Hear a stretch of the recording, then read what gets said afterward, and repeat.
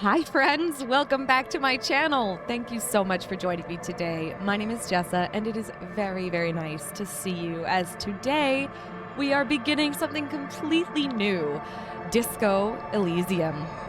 I have been recommended this game by multiple people, many people telling me that they would love the perspective of an art therapist on this game.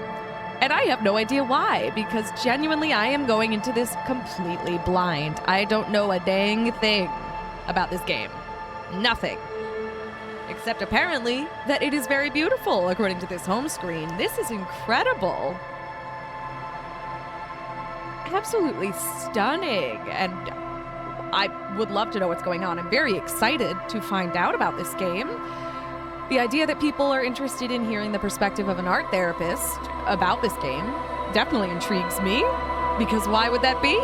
It must be psychologically interesting, or maybe about art, or maybe both.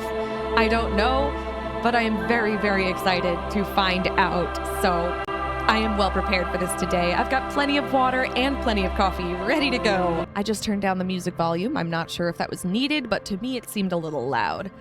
But are you prepared too before we get started? Something to drink, something to eat, something to snuggle on, maybe somebody to snuggle with? Then if you are as ready as I am, please hit the like button, consider subscribing, maybe hitting the hype button if it's available to you, and the notification bell too, if you're so inclined. You know, the YouTube stuff. And let's get to this. Shall we? Oh my goodness, I'm excited. New game. Ah! I know nothing, absolutely nothing about this game. All right, select archetype. Archetype. So this is not like select difficulty. Okay, let's see. Thinker. Extremely intelligent. Very bad with people. Knows interesting facts. Comes up with original ideas. Interesting. 5 intelligence, 1 psych, I guess? 2 FYS, 4 MOT. I don't know what that stands for. Can I click on it or anything? Sensitive, very psychological, a magnetic personality, but unstable. Might begin to lose his mind. Huh. Physical, extremely physical. Interacts with the world through his body, gets things done, but dumb as a rock. What? That's wild. Create your own? Create your own character? Oh my gosh. I'm certainly intrigued. Is creating your own character worth doing? Or should I pick one of these preset archetypes?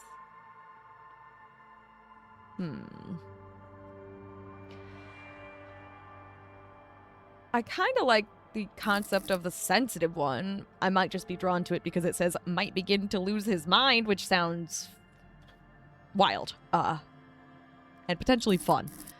But let me look at this. Oh! Okay, let's see. Intellect. Raw brain power, how smart you are. Psyche. Sensitivity, how emotionally intelligent you are. Oh. Physique, your musculature, how strong you are. And then motorics? Your senses, how agile you are? Huh. Okay, well at least that explains that. Wait, but what is FYS? What's FYS? There's intellect, psyche, physique, and motorics? Oh, it's physique! Oh, it's physique. Okay. I was very confused because that is not how you spell physique. But I get it. I guess that's phonetically how it would be spelled. Thinker and sensitive. Those two are calling to me because I have no idea what creating your own character is about. Like, I'm sure it's not that hard, but because I don't know this game, I'm thinking I should probably try one of these preset archetypes. If anyone's wondering the definition of archetype, I believe it's basically like the main model for which all others that are similar are based on. It could also refer to a repeating motif or something that you might see in media, repeating over and over again, kind of like tropes. But an archetype tends to refer to people and a type of person. Things like patterns that might occur throughout stories and literature, and patterns of the psyche as well. So, hence archetypes being different personalities. And I know I'm explaining that poorly. I'm very sorry. I'm a little overwhelmed by the whole new game thing. I'm not sure what's gonna play like what. I don't even know what the story is about. I don't know who this character is. There's a lot of unknowns right now, which always freaks me out, being the autistic that I am. I'm leaning towards these two. What is Inland Empire? If I click on it, will it tell me? No, it'll just start the game. I guess I picked. Holy shit, we're going sensitive apparently. All right. Yeah, I didn't even read that because I was shocked by the fact that it even started. Begin? There is nothing. Only warm primordial blackness. Your conscious ferments in it. No larger than a single grain of malt. You don't have to do anything anymore. Ancient reptilian brain. Fascinating. Ancient reptilian brain. When people refer to the reptilian brain, they're usually referring to pretty much like the id, aren't they? Ever. Never, ever. Never, ever, ever? Simply keep on non-existing? What?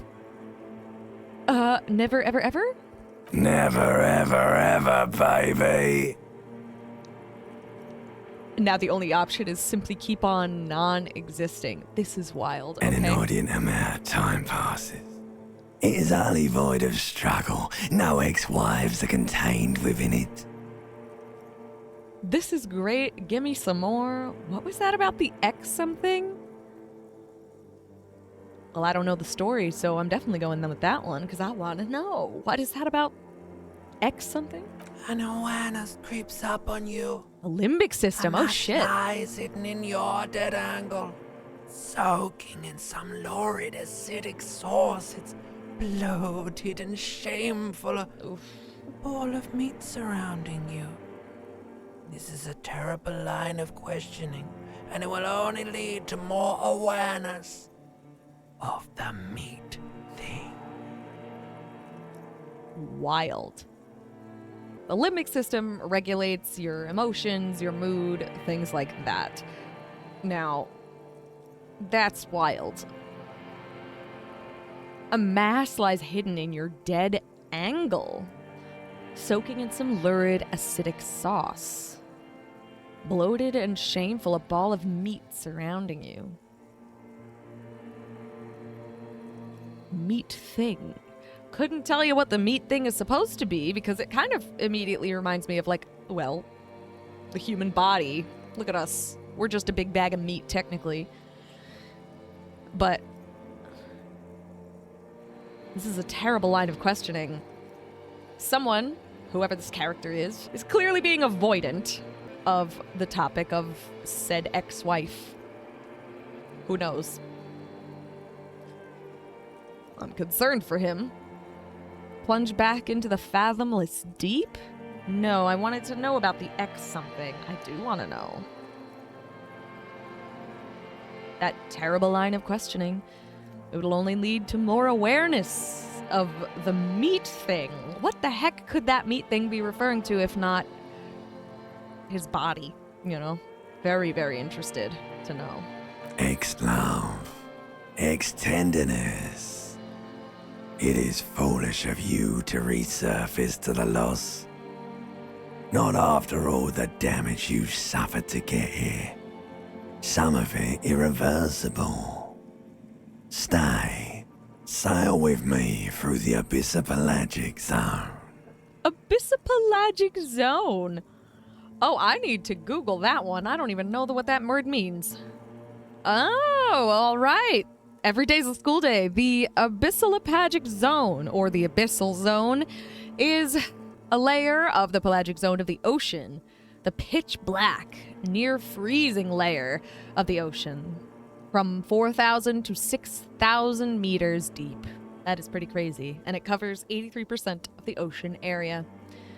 Irrelevant to this, I'm sure, but relevant, I suppose, in that it seems like this character might be spiraling into oblivion. Potentially on purpose. Maybe they are taking a drug, drinking heavily, falling into psychosis. Who knows? But they are happily in the dark. Allons-y, never let me go. Or no, I want to get off now. I like pain and burning light and wanting things from people who don't want to give them to me.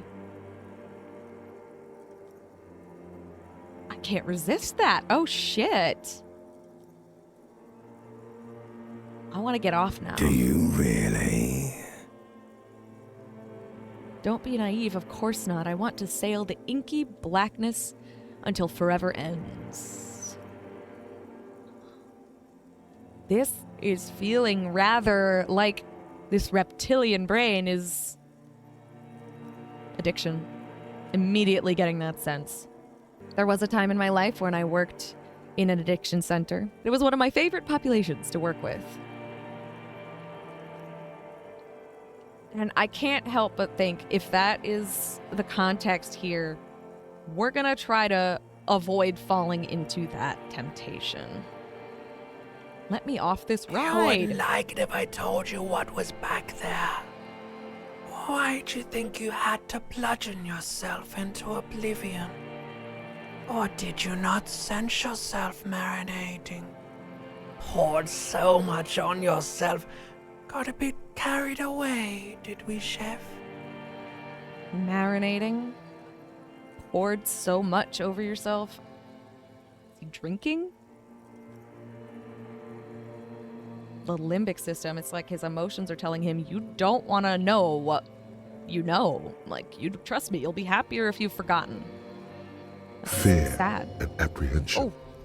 You should ask what's out there first. Island Empire? Oh, Inland Empire. What is Inland Empire? Fear and apprehension. You should ask what's out there first. Wait, I did this to myself? Tell me what's waiting for me. I don't care, I'm an idiot. A brave idiot. Huh.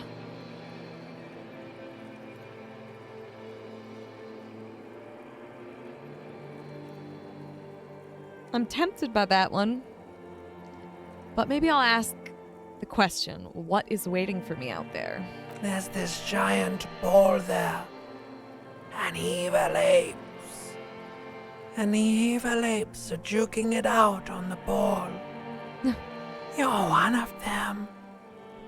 It's basically all just evil apes juking it out on a giant ball. Indeed, that is what the Earth is. A giant ball covered in apes duking it out. How small are the apes? How big is the ball? How big is the ball? I bet you it's enormous because I bet you it's the You Earth. can't even make out it's a ball when you're joking it out. It's that large. Okay, so how small are the apes? Infinitesimally small. Ooh.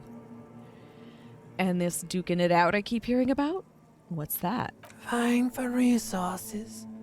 It's just a stupid expression you picked up somewhere. The part of the presentation you want to take home with you is this.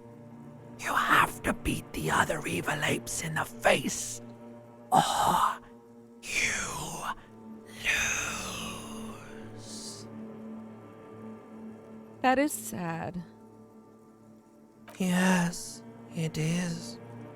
And you drowned in that sadness a long time ago. Only one answer I can even give. What do you mean by drowned? Definitely sounds to me like an alcohol problem, but let's see.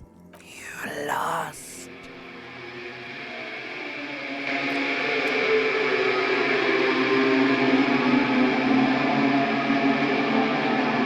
Whoa now! Alcohol.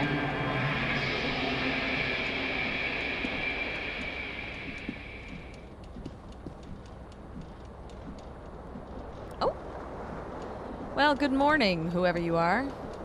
Way to get drunk.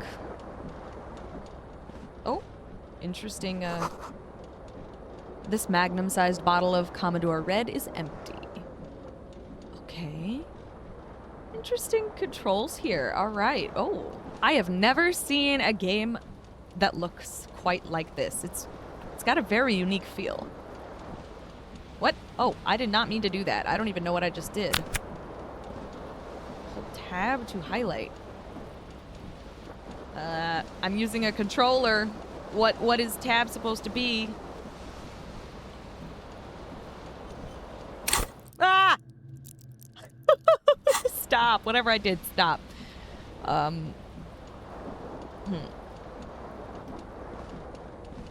This fan has 2 chain pull switches. One ends in a tiny fan, the other in a light bulb. A truly horrific necktie has somehow attached itself to one of the blades.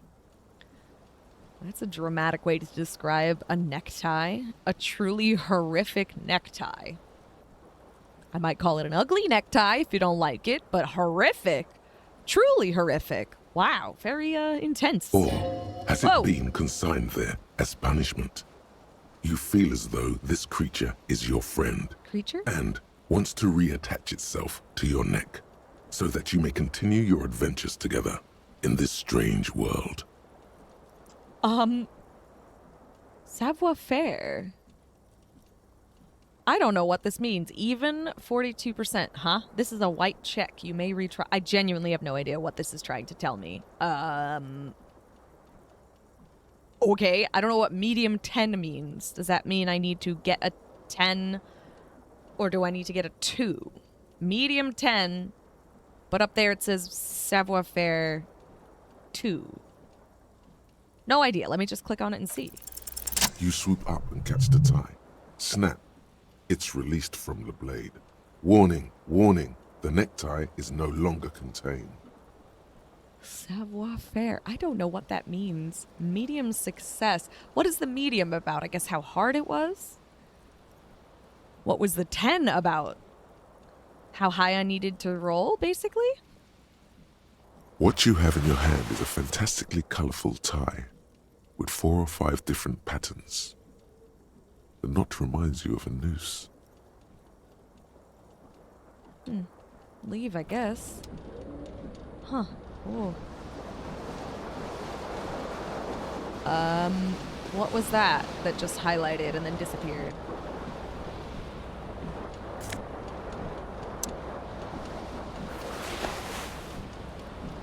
Disco ass blazer. Alrighty. Boy, it is clear you've got a hangover, and I am sorry about that. I hope you're okay. What is this? Looks like someone tore out the tape while the song was playing. This reel-to-reel tape player is still on, rolling empty. Okay. Let's go into the bathroom, I guess. And I see I can interact with the door, so I suppose I have to leave. But,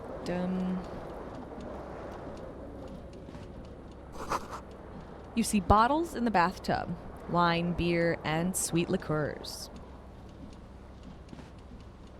A mirror hangs above a bent and broken sink. In a fierce discharge of masculine energy, someone has ripped half the faucet off. Someone? Is this our apartment? Because then I'm assuming it was you, /me, /us.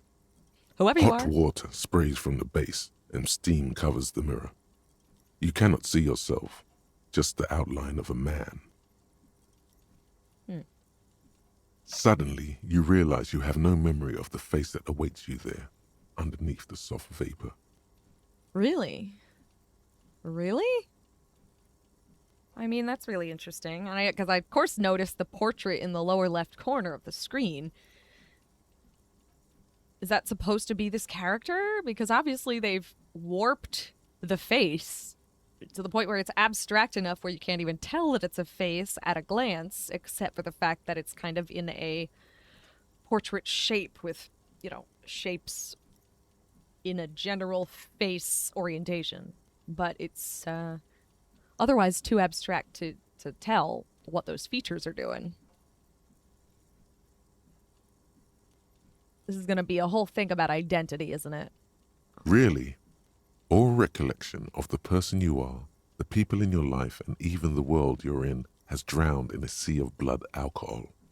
This was no mere night of drinking. It was a deluge of world-ending proportions. Wow. As you slowly reach your hand towards the surface of the mirror. Abort. You clearly have not thought this through. You won't like what you see there, and you will never unbecome it. What? I don't care. Still wipe the mirror. Or maybe I should touch it first. Make sure there's nothing wrong with my face. I don't care. I'm still gonna wipe the mirror. Behold, a face. Okay. You have no idea who this thing is, do you? Dear Lord, help me. What is this? Of course I do. It's is it some kind of superstar? I think I'm a superstar. Or this is the face of a late-stage alcoholic? I mean, that seems to be true, so I think I should go with that one. Too late. You clearly have rigor mortis on your face. Oh wait, is that an expression? Are you trying to make an expression with that face? Why? I'm not making it. The face is making itself. Please stop. It's horrible. You're scaring yourself. Okay. Oh my God. You can't stop. Oh. It's like it's not even voluntary anymore. You have worn that grin into your face and now it won't come off. Like a mask that's stuck there. What does it even mean? What is the emotion you're trying to convey? Normality? Let's see. Superstardom? God, I don't know. It's indescribable. I think it's supposed to look suggestive. I'm afraid it's meant for the ladies. Wow. I'm insinuating that I'm vaguely sympathetic. I think I'm sort of pulling it off, too. In a sad has-been kind of way. There's some charm to it. It's an expression of pain.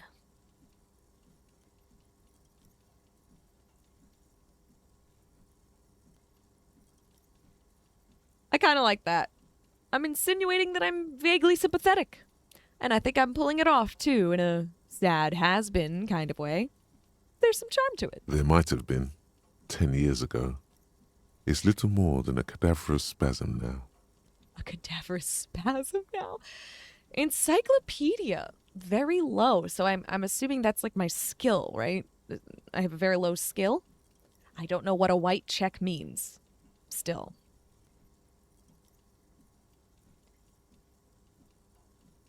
Formidable 13. There's just all these numbers and I'm not sure what each number is indicating. Formidable 13 feels like that's what I need to roll. At least a 13.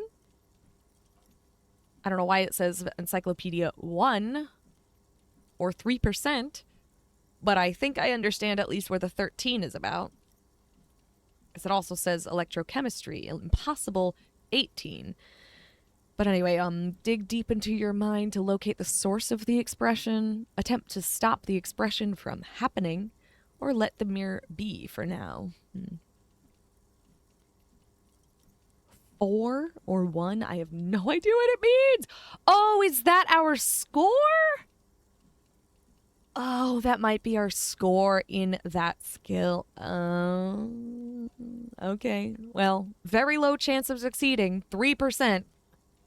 I guess I'm still gonna do it. Like the rest of you, it comes from a bad place somewhere in the past.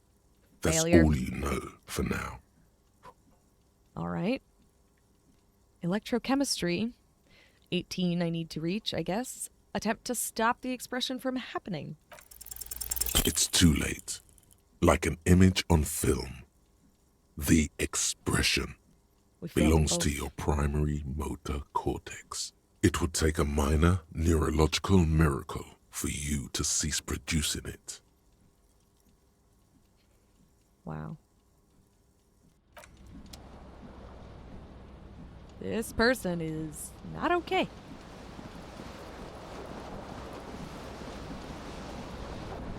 Is that a door? Did bro rip the door off its hinges or something? What? I want to pick up the pants. What just happened there? I saw it and then it went away.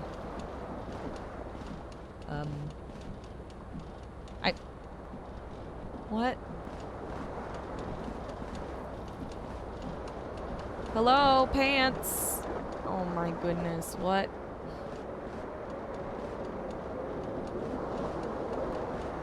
Am I crazy?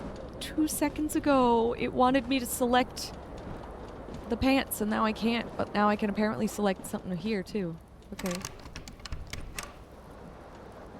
I don't even know what that was. A door or something? I genuinely can't see. Is there a way of turning the camera? Not really. Why can't I pick up my pants? What did I just click on? The window stands broken in its frame. Oh. Cold wind blows in. Look out. Visual calculus. Easy. Assess the damage. Sure. The shards face outward. Whatever broke this window came from the inside. Did I break it with my own hands? Look at my hands. A fine web of scarring covers the back of your right hand. That's no but good. none of it is recent. Not recent? What? More likely a projectile than a held object. There are no fragments on the floor from pulling a tool back in after impact. Wait, what am I doing? Or assess the size of the impact? Well, what am I doing? Well, sounds like you're analyzing the scene like a detective. Something you've done before. Assess the size It of the is impact. too large for a bullet, yet too small for a piece of furniture. You're looking for something heavy and larger than your fist. Okay. Like the green shoe that's on the hat rack in the corner, which, coincidentally, is missing its friend. Congratulations. You smashed the window with your own shoe. Now you only have one. If you're lucky, you can still find the other on the balcony outside. The door to it should be outside your room. Maybe it wasn't me. I don't need it. I don't need anyone. Not even my shoes. No, we need shoes. I should go and get that The shoe. cool wind gushes in. Your toes curl up from the cold. Interesting. Oh, now I can select my pants. Yay, now we've got pants. What is this? Why is there a yellow pulsing thing happening here? The fan is spinning. Leave. Okay, these controls are kind of confusing me. Let me look at this shoe, I guess. I can't? You hear a jingle. What? Keys are clinking in the pocket of your flare-cut pants. Oh. It says, whirling in rags, on the aluminium key ring. There is a single key on the ring. The number 1 is etched on it. It should open the door. All right. I guess we have a door and we can... we have a key that can open this door, I assume. Is there like a saving to this? There is. Okay, great. Let me make a save then. Sure. Cool. Door. Okay. Oh. Oh, what the? Step. Oh my gosh, I cannot read that. Oh my gosh, I cannot read that. Hello. Hello, officer. The calendar says it's March. The year is 51. Okay. And you said hello, officer? So am I a cop? The young Detective? woman raises a cigarette to her lips. It would make sense with the way that we were analyzing that broken window. Officer? Am I military personnel? Turn your bloated face away from her beauty and just keep on walking. Officer? Am I military personnel? No. There's only one solution to this. You're a businessman. A businessman? Wait, I know. I'm a businessman. Chief executive officer, right? then why did you call me an officer? Instead of making a random guess, I think I will ask, why did you call me an officer? There's only one solution to this.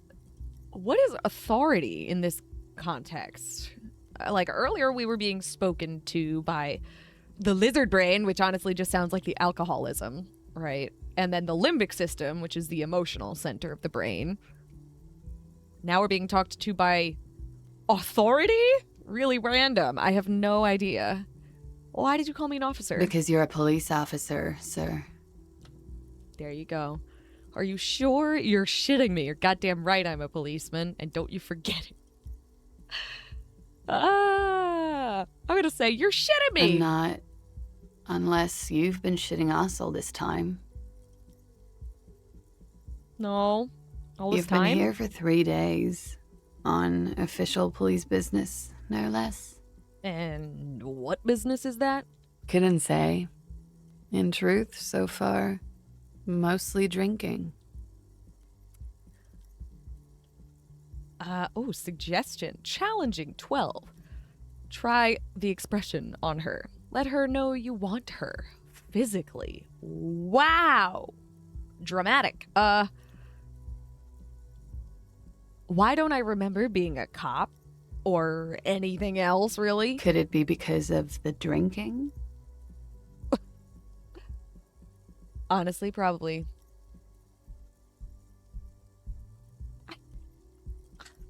Who in their right mind would let me be an officer of the law? Don't be so harsh on yourself. They let almost anyone be a police officer. A glib remark. Don't let it stand. Assert yourself. Assert myself? Actually, I could see why they would entrust me with the law. I have the right character. A fondness for contradictory statements.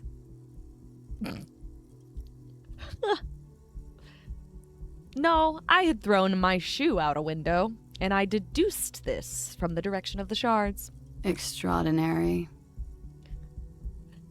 The extent to which this woman does not care is remarkable. Why would I randomly let this random woman know that I want her physically? That's so random. I don't know about that. Oh, now I see this is a red check, so it can't be retried. Is that what the white check meant? That it could have been retried if I wanted to? I don't know. I don't know. Just because the option is here makes me feel like I wanna click it. Try the expression. Come on, why are you still doing this? I'm at death's door, bloated, a goner. And still, does the longing ever stop? Alcohol raises testosterone levels, especially in men. The levels remain elevated after inebriation ends and the pain begins. You seek comfort. It's only natural. She puts out her cigarette.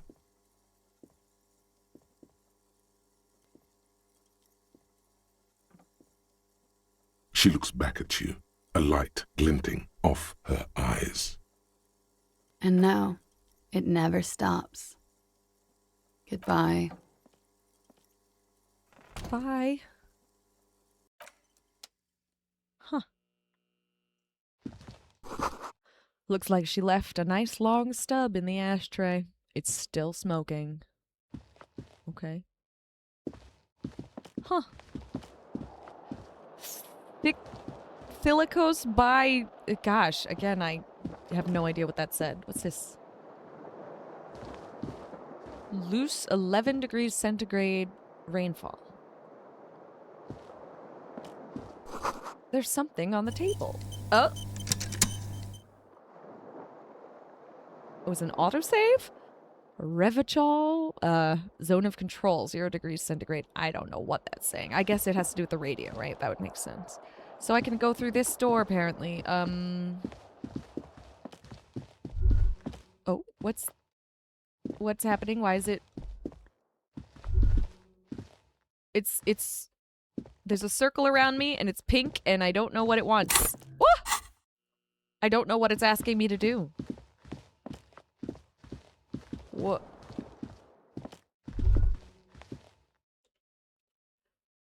What is it asking me to do? I'm hitting every button I can think of.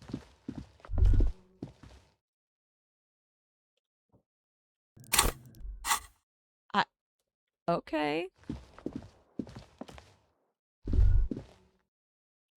Really doesn't help if you don't tell me what I should do in response to that. You should What? pick that fat, juicy cigarette butt from the tray, light it up, and smoke the living shit out of it. Why are things like that, where it's like zooming over his head, why is that only sometimes click-onable, for lack of a better phrase off the top of my head? Interactable? Why is that only interactable at random moments? And how do you know where you should go stand in order to make it interactable? Weird. Anyway, electrochemistry. You should pick that fat, juicy cigarette butt from the ashtray, light it up, and smoke the living shit out of it. Am I a smoker? Who knows what you are? A monster, a murderer, the gnome of Jeroma?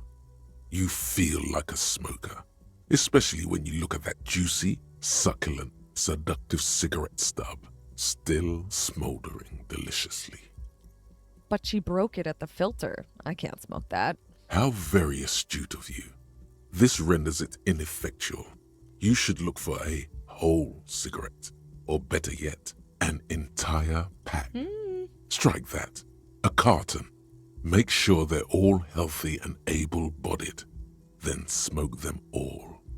A very strange way to describe cigarettes, healthy and able-bodied. The idea seems to make your neck expand. Suddenly, the garish tie feels very snug. Horrific necktie is speaking to us. What kind of game is this? What kind of guy is this? Not a very well guy, I guess. Or you could not do that. No one is making you. I should enthusiastically do that, or should not do that. I'll make it priority 1. Well, I'll think about it. Yes, I should do that. I should enthusiastically do that. I should not do that. I'll make it priority 1, or I'll think about it. When it comes to smoking, I'll think about it. Good. Thinking about yummy cigarettes in your mouth is the next best thing. Make sure you think about juicy sticks of tobacco all the time, though. It doesn't count if it's not all the time. Wow. Addiction got this guy bad. I love that I just noticed. I don't know why it didn't register with me before. Volition. This is really cool. It's like parts of his brain are speaking to him in these moments, like a full psyche, which is full of contradictory feelings and thoughts. That's fantastic. Also, what a weird image. That like pink figure. Weird. What is that about? And when you're done thinking about them, graduate to getting them. Yuck. I don't like cigarettes. Plus, smoking them gives massive bonuses. New task. Find smokes and smoke them. You get bonuses for smoking cigarettes. Now that is hilarious. Absolutely freaking hilarious. Can I look at that door? I don't know, but can I? What about this thing? What? It's really specific about where I need to be standing. This is the weekend edition of the satirical newspaper Trump de Monde. I don't know what that's about, but sure. There's stairs. There's also a door out here. I think I want to go through the door first because I'm wondering if I can get my shoe or something.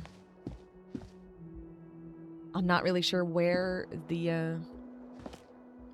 where I'm intended to go. Do I have a journal or something like that? Whoop. Is this a journal? Inland Empire. Hunches and gut feelings. Dreams in waking life. Empathy. Understand others. Work your mirror neurons. Authority. Intimidate the public. Assert yourself. Esprit de corps? What? Connect to Station 41. Understand cop culture. What? Suggestion. Charm men and women. Play the puppet master. Good lord. Okay. Oh.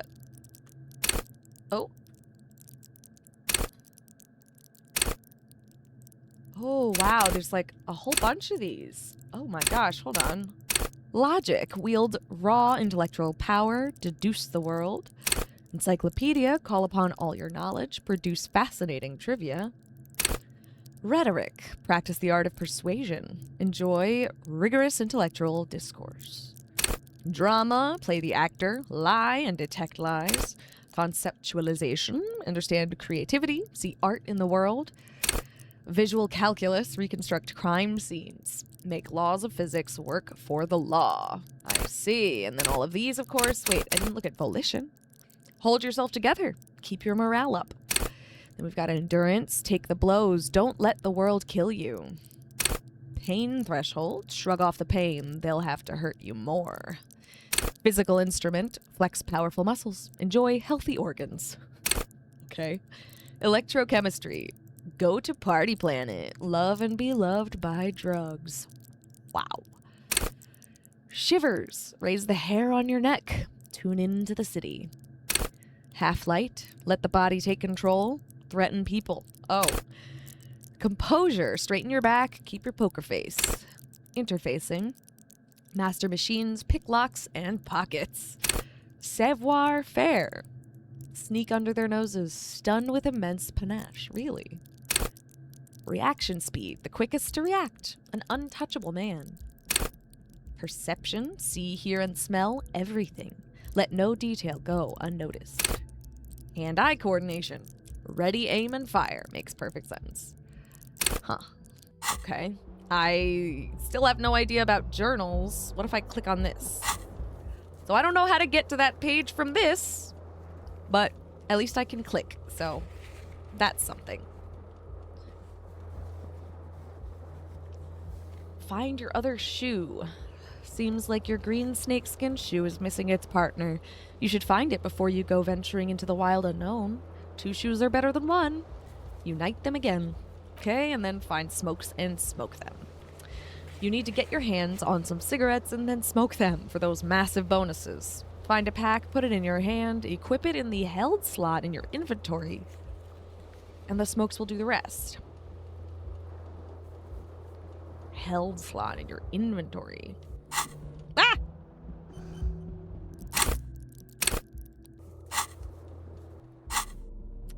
Okay, here's inventory. Clothes, items, interact, tools. Okay, and we have nothing yet. I see.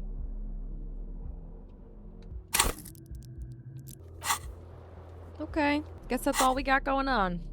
That's fine.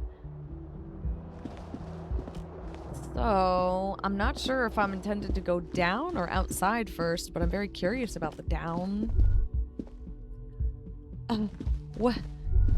What?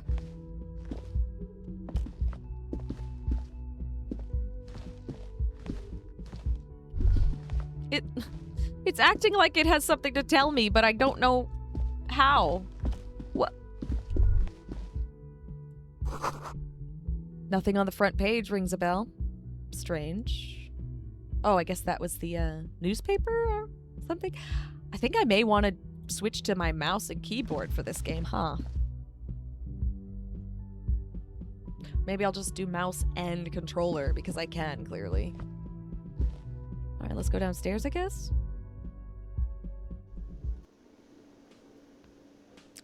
Where the fuck am I?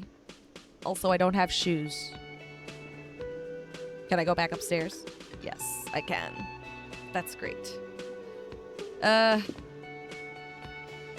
Should I go upstairs again first? Because I have no idea what was smarter to do.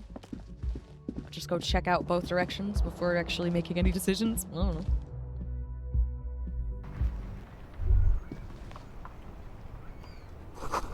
The smell of the sea makes you dizzy. Is that the shoe? A gust of briny wind washes over you. Take all. There we go. Now we've got shoes. Or at least we've got one shoe. Maybe if I go back inside, my other shoe will be back in the apartment and I just missed it. That seems possible.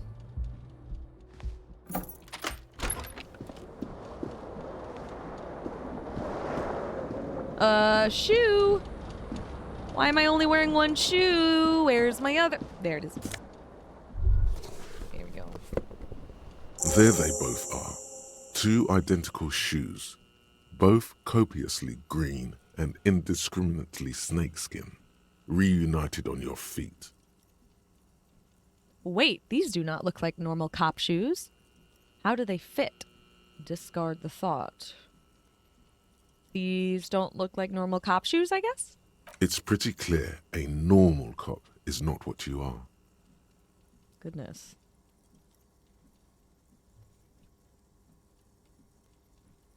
Good, they're balanced, comfy.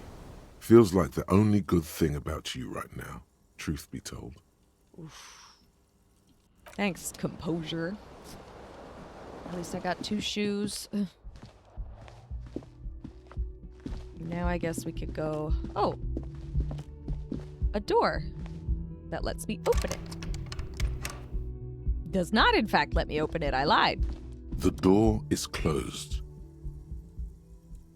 Knock? There is no answer. You hear the shower Alright. being turned on, somewhere inside. A tremendous loneliness comes over you. Everybody in the world is doing something without you.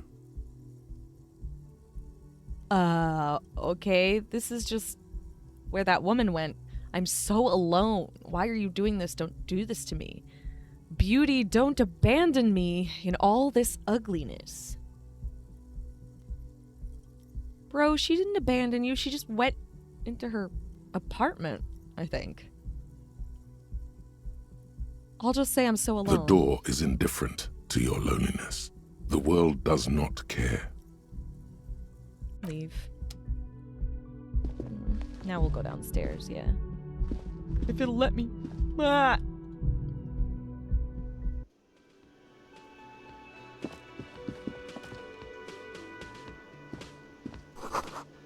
A big old karaoke mic, just waiting for someone to sing into it.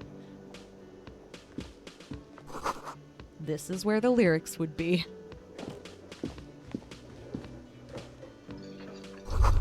The speaker is connected to the radio. The music is seasoned with static. We got a person that I'll talk to in a second. A door and a thing. The soft purr of an electric juicer comes from the kitchen.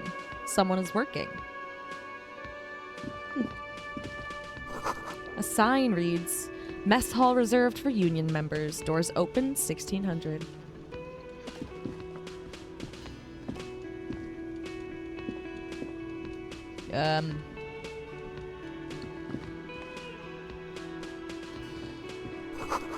This royal pinball machine is unplugged. Let's talk to this person, I guess. Hello, sweetie. Lena, the cryptozoologist's wife. Cryptozoologist's wife? Incredible. Sure. You shouldn't keep your colleague waiting. She nods towards the man in the orange bomber jacket. Okay, I guess that's this dude. First let me talk to this dude, though. Oh, wait, what's this? Take all. Apparently it's a healing thing. This is a water cooler. A large bubble is rising to the surface. Okay. Menu has been wiped clean. Only the word Monday is written on it. Goodness. A man in his late 20s stands behind the counter, inspecting a stuffed seabird. As you approach, he gives you a sideways glance, then looks down again. That was disdain in his eyes. Even now he's purposely ignoring you. Something tells me you don't like me. Look at the stuffed bird. Are you the bartender? Let's look at the bird. A competent work of taxidermy. The white and brown seabird lies among piles of coasters and drying mugs, one of its wings broken. The man is trying to mend it. Looks like the bird was ripped off the shield that was used to mount it, most likely on a wall. Something about it makes you feel bitter. Bitter, huh? What happened to the bird? Look, your buddy is over there. He looks at the doors where a man in a bomber jacket is tapping his foot on the floor. Why don't you go and talk to him, okay? What do you mean, my buddy? He pretends not to hear you, concentrating on the bird instead. Something tells me you don't like me. Oh no, you're a hero. A real hero cop. You're being sarcastic, aren't you? Am I? Or did you ride in, take the body down, solve the murder, and not trash my hostel room?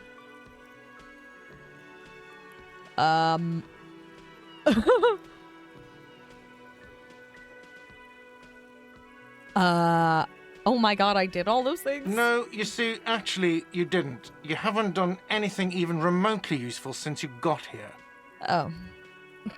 What have I been doing then? Have you seen me around? No, I haven't seen you around. I'm not always here. He looks down again and keeps plucking at the bird.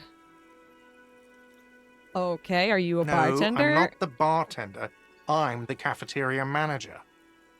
Okay, understood. Mm-hmm. Alright, I'm leaving. You don't seem to like me very much, but I like birds. Alright, this must be our supposed buddy? A bespectacled man in an orange bomber jacket is tapping his foot on the floor. Looks like he's waiting for someone. Kim You. Kitsuragi.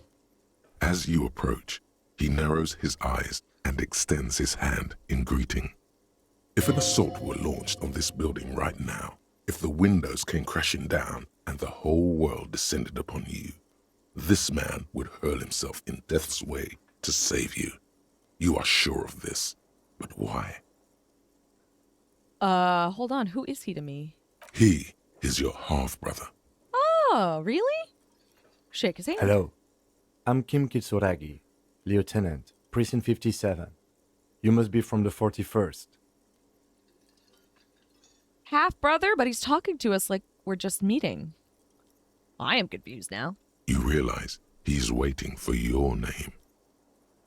This is your chance to come up with a really good name for yourself.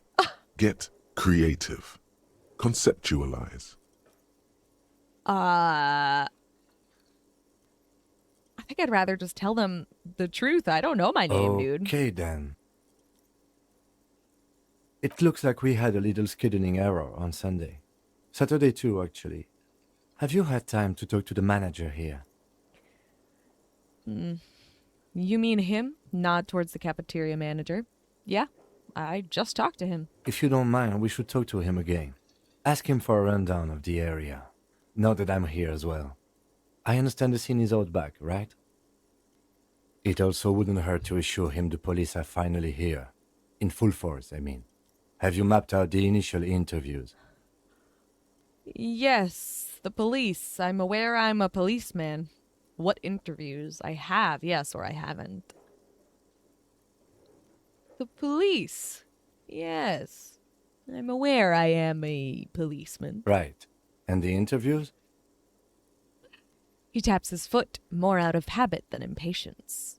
What interviews? At the 57th, we like to prepare an initial list of persons of interest, and then just skim the surface. Prepare the field, get to know the players. You don't do that? Maybe it's not an inter-district practice. Well, no, I haven't. Okay, we'll have time for that after we take a look at the coroner's case. All right. Have you removed the dead body from the tree? That's hilarious. Look, man, you know, yeah. Dead body? Mm-hmm. No. So, the body is still in the tree. This is the first time you detect a weariness in the lieutenant's voice. It is obvious he would have preferred for the body to no longer be in the tree. I can imagine, but Where it has been hanging for 7 days straight. We should hanging? go there as soon as we are done talking to the owner. There's a body that's been hanging for 7 days straight? Dude, that's crazy. Why has nobody else taken it down if we didn't? Someone should have taken it down, at the very least to preserve evidence. If it's just hovering in a tree, if it's just hanging in a tree, you know it's going to be contaminated by everything around it. The air, the leaves, the tree, whatever. Whatever it's hanging by. Anyway. What if I told you I'm not really a police officer? How can you be so sure I'm from the police? But I can't remember anything. Okay, that's a good thing to say, because I've been wondering at what point we can just tell him the truth. Like, bro, I don't have any memories right now. How am I supposed to help you on this murder? I can see you drank last night and the night before, and that you are still drunk now. But I have seen officers go through worse. Much worse. If you need something for your headache, there is a general store nearby. But as I said, the dead body should be our #1 concern. Okay. A painkiller would be good about now. This thing is pulsating with discomfort. Pain threshold. The best cure for a headache is, of course, morphine. They won't have that, so cigarettes will have to do. That's crazy. What were we supposed to do again? Talk to the manager. Then we go out back and take the body down. Okay. How can you be I so was sure? sent here to meet a detective from Precinct 41. You have the insignia of the Citizens Militia on your sleeve and on your back. Got it. He points to your I suppose jacket. you could be impersonating him. You could have gotten the insignia from the black market or forged it.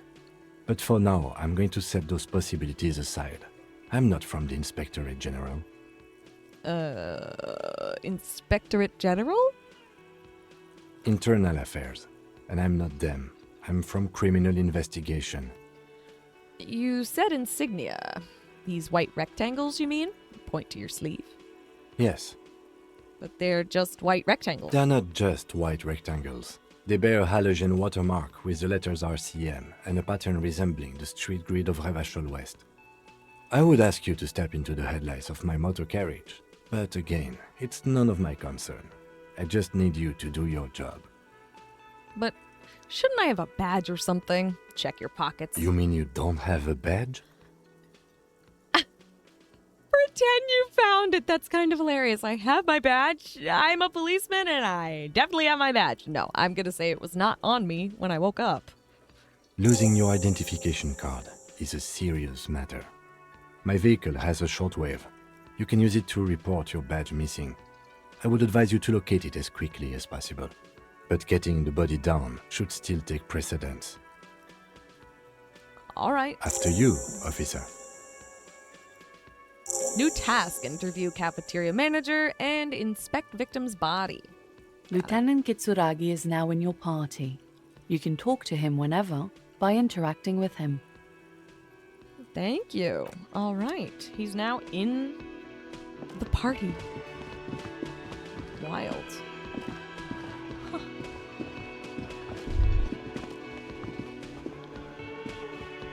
You should totally sing karaoke here, the first chance you get.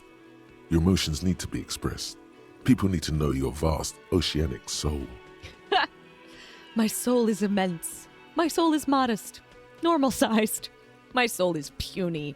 My soul's cubic content is obscured by the hangover. Ha! Incredible. That's what I'll say. My soul's cubic content is obscured by the hangover because that's the most hilarious response out of all four of these.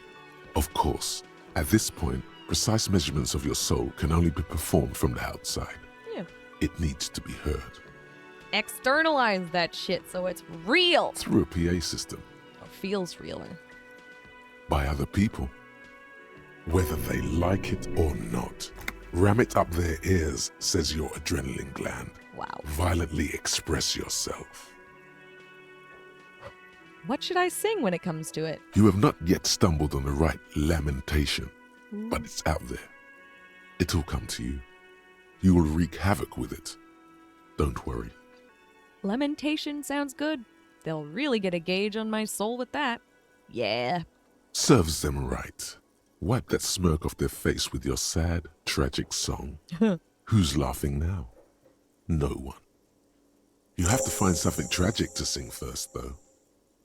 New task, sing karaoke. That is absurd and hilarious. I love it. Okay. Whew. The man with the unimpressive beard notices you approaching. The unimpressive beard. He drops the ledger he was holding and turns to the lieutenant. Mr. Gart, right? The You lieutenant, run this place. the lieutenant glances into his little notebook. Yes. He responds tersely. I am Kim Kitsuragi from Precinct 57. This is an inter-district investigation, so joining me from Precinct 41... He looks to you, realizing he still doesn't know your name. The Harbinger of Ruin! Oh my god. I'm currently in between names. These are both hilarious. I'm gonna say I'm currently in between names. Sounds funny. Fantastic. It's like when you've left your band, but you haven't decided on a solo artist name yet. No. Kim is about to say something. Let him. Right. Now, I know it took us a while to arrive at the scene. It also took you a while to call us and report the dead body. It was you who placed the call, yes? No, I only just got here. It was probably Sylvie who called you. She usually works the bar here. I'm only temporarily taking over her duties. Do you have her number? As a matter of fact, I do. He looks behind a pile of coasters, finds a slip of paper, and hands it to the lieutenant. New task, who made the call, reporting the crime. You said you just got here. From where? Are you a local? What, of Martinez? No, I live in Jamrock.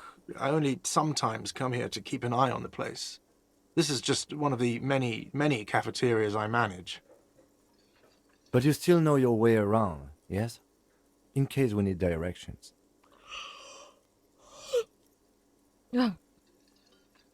Yes, I know where some things are, but as I said, I don't live here. I just used to work here. And I'm not going to start Used to? working here again, if that's what you think. Used to? I didn't imply that. Detective, Yes? I have everything. You? He looks in his little notebook. Oh, you mean, do I have questions? Ask your questions? Yes, yes. He means, do you have questions for me, like a police officer would? The cafeteria manager is clearly agitated again. Why did Sylvie go away? She went away because none of your business. Extra fine. Fine, extra fine. What the fuck? Where exactly is the body? Behind this building, there's a courtyard. They hoisted him up on a tree there. And how do we get there then? That's easy. See that door there? First you exit through that. Then to your right, you should see a big hole in the fence. A really big one. You can get to the courtyard through there. No need for the keys. The hole is big enough for the Franco-Nigerian cavalry to fit through. Sure. Does he want you to feel guilty of making that hole? It's implied in his voice. Who killed him is a silly thing to ask, but I'm gonna ask it anyway. Silly to ask because obviously that's my job. If I am in fact a detective, that's my job. I don't know who killed him. I'm not the police. That's your job. Did you kill him? What are you, crazy? Of course I didn't kill him. Okay. Suddenly you tense up. Sorry. Blood is being pushed to your muscles. You should hound him on this. Hound him hard, the prey drive says. What? Did you kill him, Gart? You know what? I think I'm not gonna hound him on that. Let's try and ignore that drive. The prey drive. I mean, the prey drive is like obviously the drive to hunt and kill, you know, like a dog or a cat has. I'm not gonna give in to that. Oh, thank you. Okay, that's all. Let's go. All right. Not so fast. You owe me 130 real. He's pointing at me. What? No one is saying the multi-pattern necktie you found tied to the ceiling fan can talk. No one. It must be merely imagination. But What? Let's bail! Time to push the eject button! Sounds like a responsibility! You don't like those! Oh my goodness, what? The necktie is saying to hit the eject button? Necktie? Is he being plagued with thoughts of strangling himself or something? Jesus. no, don't listen to him. It's madness. Just talk.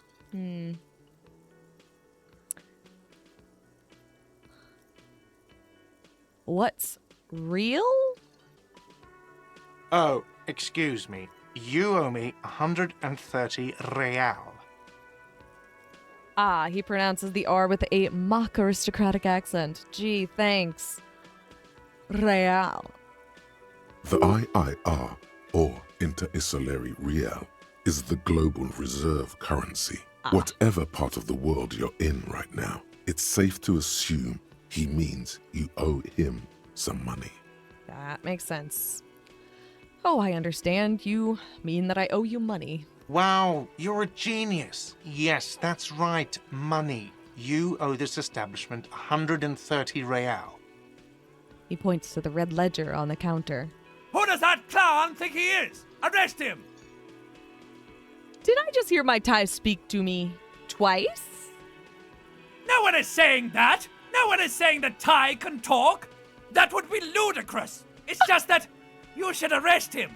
It would be wiser! He wants to take your money! What on earth? This is bonkers.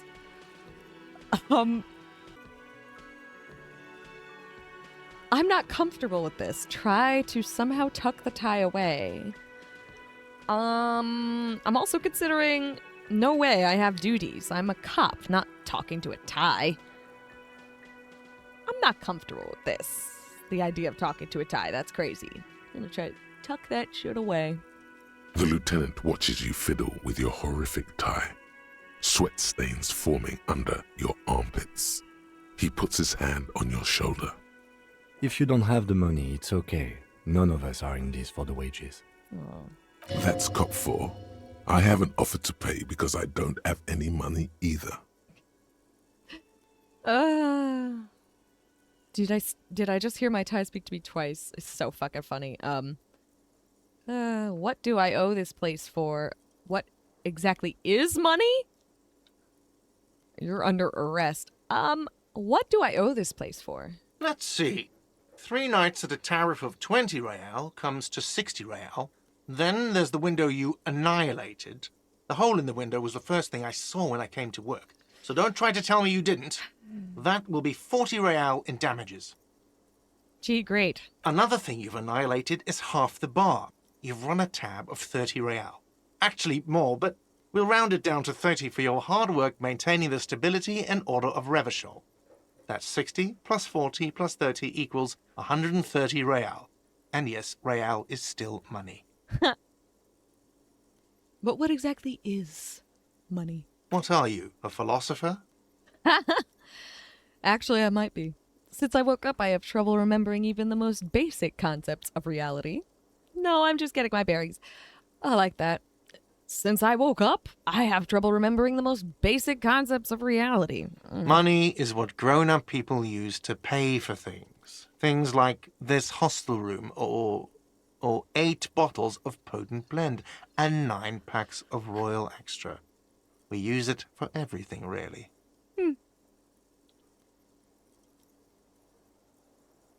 Interesting. Where do I get it from? Are you serious? From your work? I don't know. You can take bribes, I guess. I'm sorry. I don't think cops can take bribes. Some do take recompense, but only to survive. The lieutenant is dead serious. But what if I don't have any money? There's a shuffle of nylon as Lieutenant Kitsuragi looks for something in the pockets of his orange bomber.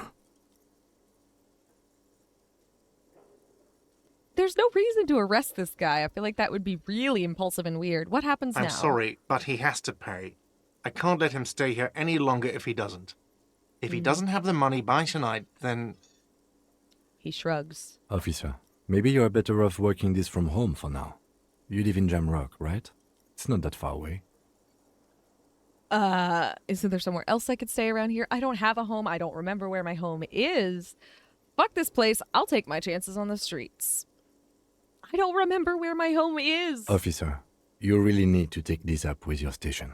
I have a shortwave radio in my car. Call them. Ask for assistance. We have to get this investigation started now. Imagine telling your apparent partner, that you basically are suffering from amnesia, and he's just like, okay, cool, but we still gotta do our job. That is bananas. Good luck. Thanks, I guess. The man wants to say something, then thinks better of it, and just says, good luck. New task, pay for damages. Okay. By the way, where is home?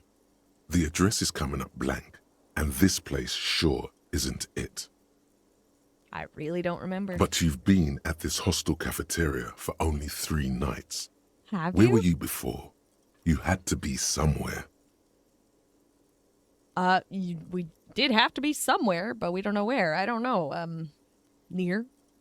South, maybe? You don't really know, do you? I don't. Does this mean I'm homeless? Or I could say I have only a vague blackened image. I have only a vague blackened image. A vague, blackened image doesn't sound like somewhere you can stay if you run out of money. Well, yeah. Could I trace the way back somehow to the exact street, the exact number on a building? I'll live in a dumpster. I don't care. Fuck everything. Hobo cop. Oh, that's funny. That is fucking funny. Let's at least try. Could I trace the way back somehow? The exact street, the exact number on a building? You can try. Run some addresses in your head when you get the time. Maybe a street or an apartment will appear. Maybe. Thought gained. Lonesome long way home. Thought gained. What an interesting game. So bizarre. The door is bolted. A sign reads, kitchen reserved for personnel until 1300. Okay. So should we go outside, I guess, and maybe find that body? If it'll let me? Hello? Hello? Alright. Getting that mouse out. Summer door closed for the winter. Oh, wait, then where do I go to find this body? Oh, I guess this was a door. Good to know. Hang on. Let me save the game and all that. Okay. Now I guess let's, there we go. Go outside. Ooh.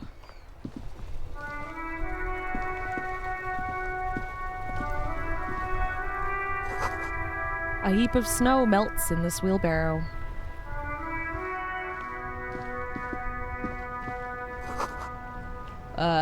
The street sign reads, "Fuck the police!" Fuck yeah. Pigs go home! The street name is illegible. I love it. Hello? Wait, I can talk to this dude randomly when we're out and about, right? Yeah. Hey. Yes? I think you should know that I really can't remember anything. No response. He just arches his brow. I feel like I must repeat this. I don't remember anything. There was heavy drinking involved. Have you tried concentrating on something other than your personal affairs? There is a sudden, harsh edge to his voice, like he's tired of hearing about your personal affairs. But I'm completely lacking in basic information about even this organization we're in. Can you help me? Fine. We should get through this day first. Off hours begin at 9 p.m. If you're still having trouble then, I can give you an orientation. Okay. So, I mean, what should I concentrate on? Clearly the murder. What's wrong with personal affairs? This isn't a personal affair. This is, in fact, a medical emergency. Really? You look fine to me.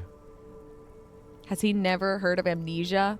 I'm talking serious, unbelievable damage here. I saw myself in the mirror and had no idea who I was. Like for realsies, guy. This psychodrama is unbecoming of an officer. Oh my god! It's not psychological. Well, we don't know that for sure. Some sort of major brain damage has occurred, some sort of major brain damage has occurred on an unprecedented scale. Okay then. We don't know that it's not psychological, but I'm gonna say it. It's not psychological. Some sort of major brain damage has occurred on an unprecedented scale. Then you should consider seeking medical attention. You can use the radio in my kinema to call your station's Lazareth. Was there anything else you wanted? Tell me more about the case. What do you want to know? Literally anything about it? I can't remember a single thing. Maybe you can tell me what you do know to help me narrow it down a bit. I know literally nothing about it. Only what you told me before. Do you want me to brief you? Brief. Yes, that sounds good. 3 days ago, the RCM emergencies desk received a report about a security guard who was found hanged in Martinez. An anonymous caller said there was a dead body behind the Whirling in Rags hostel cafeteria. Mm-hmm. The cadaver had been there for 4 days. No one had come to investigate. During that time, the victim had been stripped of his belongings. The caller did not identify him, but used the word lynching. There is an ongoing labor dispute between the local dock workers and the logistics company Wild Pines. I was told we should approach the death as part of this dispute.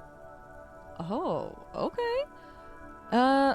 Wait, does the briefing say who the victim was? A security guard or worker of some sort, hired by Wild Pines. This was just hearsay from Martinez, of course. We need to find out the truth. Why didn't we know anything about the caller? They didn't identify themselves in any way. The tone was muffled using a device of some sort. The desk could identify neither the caller's age nor sex. Why hide themselves? There's a strong prejudice against involving the RCM in what's seen as union matters. The dock workers' union is the de facto police in Martinez. Now it appears they've started executing too. We cannot allow that. Hold on, and the RCM is... That's us, the Revachol Citizens Militia. We're the police in this city. Okay. Let me just make this perfectly clear. Our job here is to find the killer? That seems ridiculously obvious, man. Of course. Yes, I understand everything now. Just to be clear, Not quite we are everything, police officers. It's our job to find the killer. That's the case. Uncover and arrest the killer. Okay. Can we go over the preliminary info again? Would you say this is a mysterious case? If we're from different precincts, why are we on the same case? Actually, that is a curious question. I'm afraid you and I are pawns in a pissing competition. He considered that phrasing. His disdain is clear. This man would not use such an expression otherwise. Fascinating. What do you mean? You don't know? I assumed you were in on it. Bruh! You know what I'm in on? Retrograde amnesia. Better still than an imbecilic cop-off. Tell me about it. It's just stupidity. We shouldn't waste any more time on it. If you want my take, ask me after we've inspected the victim. Okay, fine. I'll let it go, and then I'll ask you later, Was bro. there anything else you wanted to know about the case? Would you say this is a mysterious case? No, it's not a particularly mysterious case. Oh, why not? The deceased is a security guard for a corporation involved in a labor dispute. It doesn't take a DeLorean polymath to put the pieces together. I just don't see the case getting more mysterious than that. I was thinking something otherworldly might be involved. You know, something supernatural. White male in his 40s. What more do you need? Personally, I think labor disputes are very mysterious. Ha! Okay, so the case probably isn't mysterious, but could it be sexy? There was some interest in this case at my station, but not for the reasons you have in mind. You seem to wish there was Cut this boring stuff off immediately. You know what this case is about. Electrochemistry, uh-oh. Maybe there's a young woman involved. Are you sure there's not some sex angle we should be considering? What? Huh. Interesting. Maybe there's a young woman involved? I don't know. Yes, it just so happens there's a beautiful, blonde 19-year-old woman at the heart of this case. A rich one, in fact. Part of a murder sex cult. What? That's very dramatic. It doesn't have to be murder. It could just be sex. Oh, shut up. Mega sexy? Boy, how old are you? You don't look anywhere near 19. That is a creepy thing to say. It doesn't have to be a cult. It can just be sex murder. These are all weird things to say. Holy hell. It doesn't have to be a cult. It could just be sex murder, I guess. That's commendable. Was there anything else? He's This guy is basically just challenging unfazed. you to sex it up with some lurid twist. Don't get right into it. Sit on it a bit. Then hit him with it. Okay. I could try. Good. All right. Inland Empire. Convince Kim there's a sexy, dark, mystery twist in this case. Mystery twist in the case. I don't know about that, but... Well, is it gonna go away? I'm see, now that's what I'm unsure about, obviously. If I don't pick it, will it go away? I don't know. I want to talk about you. Me? Yes, you. I don't see how my life is pertinent to the investigation. Okay, we'll work better together if we have more rapport. Come on, Lieutenant, open up a little. We'll work... Wait, you're right. What's there to know about a lame binoclard? Goodness. We'll work better together if we have more rapport. That's a fair point. All right, for the good of the investigation, what do you want to know? You're wearing glasses. That's correct. That makes him a binoclard. Binoclard. Completely uncopped material, if you say so yourself. This is not a word I know. I didn't know they let binoclards become cops. I'm not gonna call him a bino. I don't even know what that means, but clearly it's some kind of rude word about people with glasses, which, excuse you, I'm not gonna call him that. Glasses are cool. Are they? They're mostly just cumbersome. You could use a good, normal pair yourself. You don't look like other people around here? That's a very specific thing to say. What does it mean? I'm curious. Let's actually say something like, tell me a secret about yourself. No. Okay. That's fine. Okay. The lieutenant nods. Perfectly fair. You don't look like other people around here, whatever that means. That's because I'm half Seolite, or quarter. My father's father was from Seoul. So was my grandmother, but from my mother's side. It's not an interesting topic.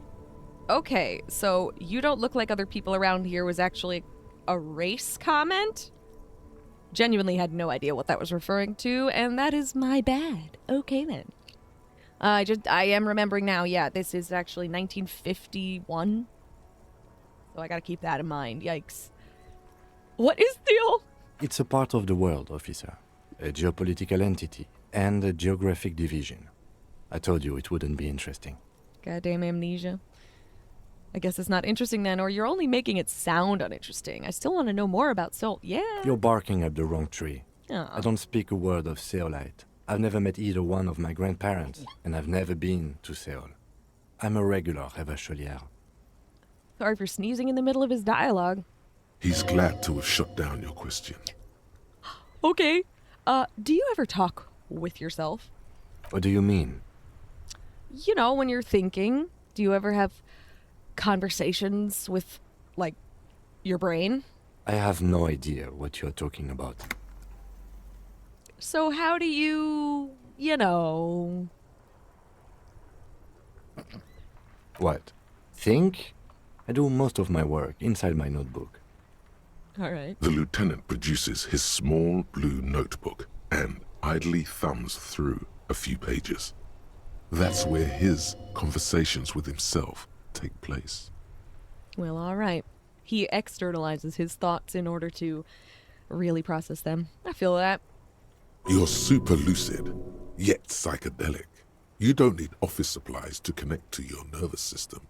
You're special. That is a weird thing to say. That is the addict part of my brain, it sounds like. Huh. That's all for now, I guess. Good. Let's change the subject. I guess I'll do this one. Convince Kim there's a sexy, dark, mystery twist. I guess I'll do this one. Convince Kim there's a sexy, dark, mystery twist in the case. I guess. Only banal things Failure. strike you. At the core, you're a very banal person with a very small soul. Aw. One you should be ashamed of. It's no wonder the soft one doesn't want it back.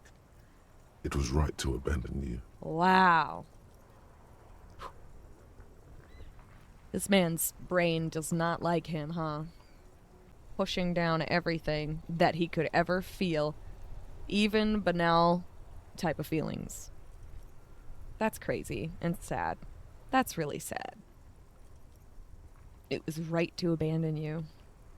Clearly very rejection sensitive, and he's even perceiving rejection from his own thoughts because he's rejecting himself. Poor guy. He's rejecting his own thoughts. Having a thought and then going, no, that's a bad thought. Rejecting himself. He's gonna stay permanently stuck in there. In that cycle of having thoughts and then shooting down those thoughts. He'll just be stuck there forever if he doesn't, find a way to cope that isn't just, substances. All right, we've left. Now, who are you?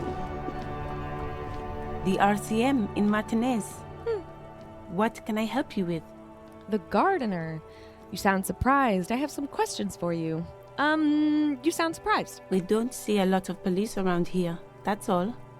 Oh, okay. I have some questions for you, though. Of course. What can I help you with? What is this fuck the police business? I think we know what that's about. We need directions. Of course. Where to? Where am I? I think we could probably ask our friend here. We don't have to ask this random woman. I'm looking for a dead body. Oh, that's right there, in the yard. And it's just been sitting there? Not much of a crime scene. She's relieved someone has come for it, finally. And by so much for a crime scene, I mean no one has, sealed the area off, bothered to take it down so that you can, figure out the time of death or the cause of death or anything. I suppose if it was hanged, the cause of death might be kind of obvious, but still, if it's just hanging in the trees, it's gonna become contaminated. Ugh. Not smart. I guess I'll ask these things. What's up north? There's the pier, the Cape Side apartment buildings, some more tenements. Not a lot, really. The harbor gates. The east. Some kind of commotion, I think. I don't follow the local politics. A fleet store, too. Oh, that sounds yummy. What's in the south? Some shops and a bridge. The canal bridge leads to the coast, but it's broken, I think. Some kind of accident, probably. What is on the other side of the canal? Just coast. There's a little fishing village there, and a fish market. But that got closed down ages ago. Oh. Rows of stalls under a broad roof, where silvery fish were heaped on newspapers. Water everywhere, pouring from the heavens in the shadow of the old church. Interesting. I want to see what Shivers was. I see it. Shivers, raise the hair on your neck, tune in to the city. Okay. What kind of a fish market is this? I don't know. The abandoned kind? It used to gather every spring, but there's nothing to do there now. Just drug addicts. Kind of like our character here. What's in the west? It's just water. No, actually, I think they call it the Martinez Inlet. There are some islands in the bay, but they're hard to reach. In the west is the miracle. The miracle? Well, that's interesting. The corpse, where is it exactly? It's there. In the yard, right through the hole in the fence. Okay, that's all for now then. Thank you. No problem. And who are you exactly? Me? I am just a gardener. Cool.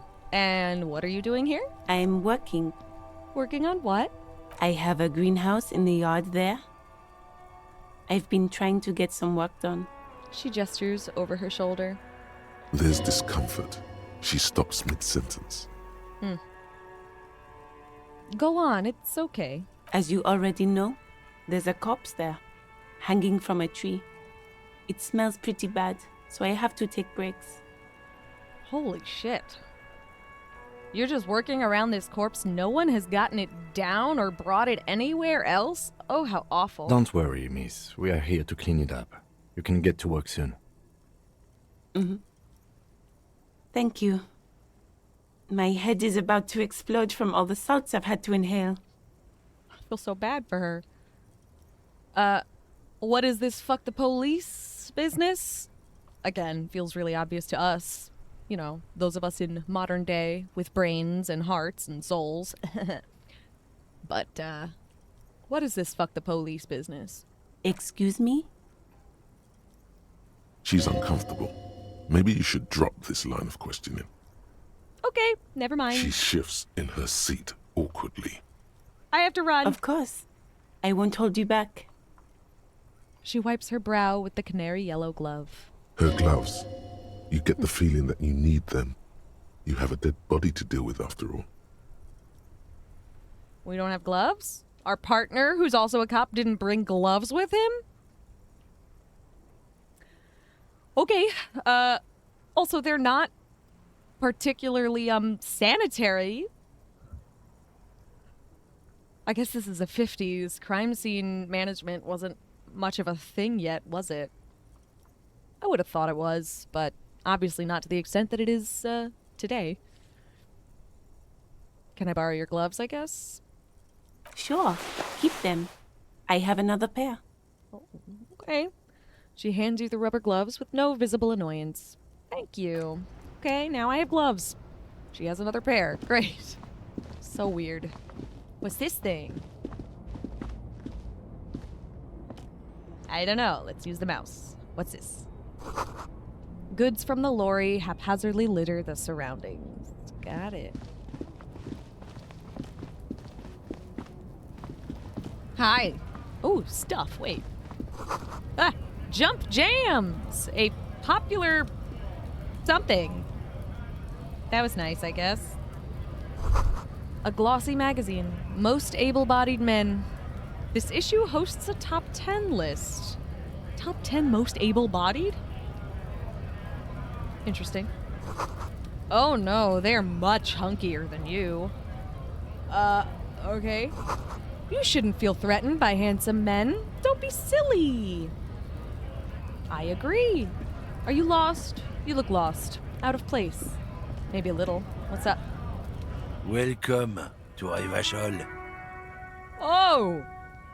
Announces the rotund man. The remark isn't addressed to you, it's addressed to the lieutenant. This guy is labeled racist lorry driver. Wow. Why are you addressing my partner like that? What's a Revachol? Isn't that where we are? Like the town? Why are you addressing my partner like that? I bet you it has to do with the fact that he's racist. Don't you welcome to Revachol me. My grandfather came here from a 3,000-year-old racist isolationist culture, while your ancestors came to this island a mere 300 years ago. Every school of thought and government has failed in the city. but I love it nonetheless. It belongs to me as much as it belongs to you. Aww. You tell him. It's men like you who keep Revachol divided, making it that much harder for everyone to climb out of this post-war limbo.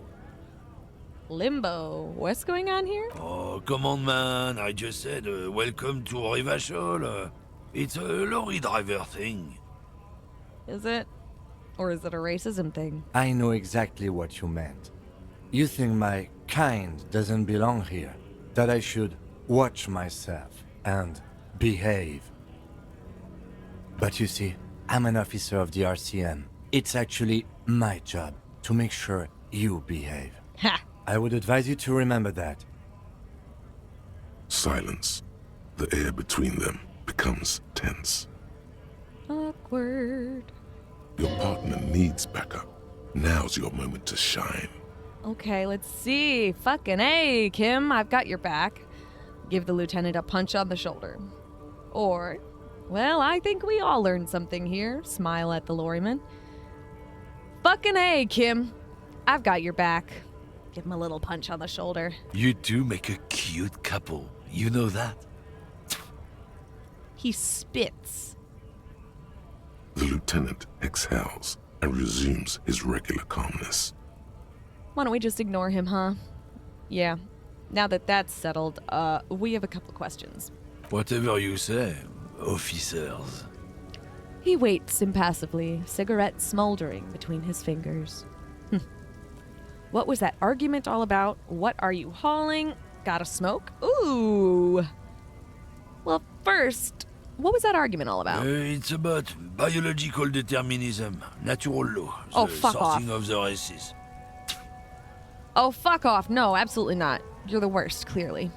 Not the most popular topic nowadays, with the coalition in charge and all. You might want to change the topic. That is, bury your head under the sand like common sheep. I'd rather not. Change the topic. The way he says it makes it almost sound like a threat. Yeah, he clearly just does not want us asking questions about him, but, someone has to be the unpopular guy. No. I do love calling out a racist for what they are. So you're just a racist. Makes sense. To be honest, I can't really remember what that means. Please explain. No. You're just a racist then. Makes sense. I'm not just racist. Look, I've read books, huh?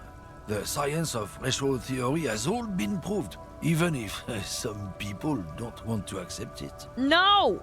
It is not real. That biological determinism crap was based on bullshit. It was never, ever real. Goddamn idiots. People who've studied these things say that you and me are superior by design. So, They said that, but they naturally, didn't study we it for real. Occidentals should be in charge. Obviously, you can see the merits in that. What the fuck is wrong with you? Superior by design says these random racists who decided to write it down with zero evidence of any kind whatsoever.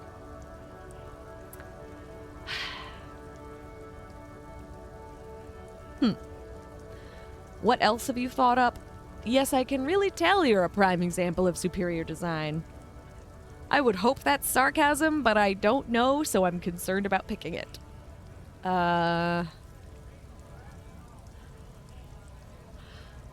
Okay, what else have you thought up? So, lately we Occidentals have experienced an unfortunate downturn when members of the superior race cease to believe in their innate superiority.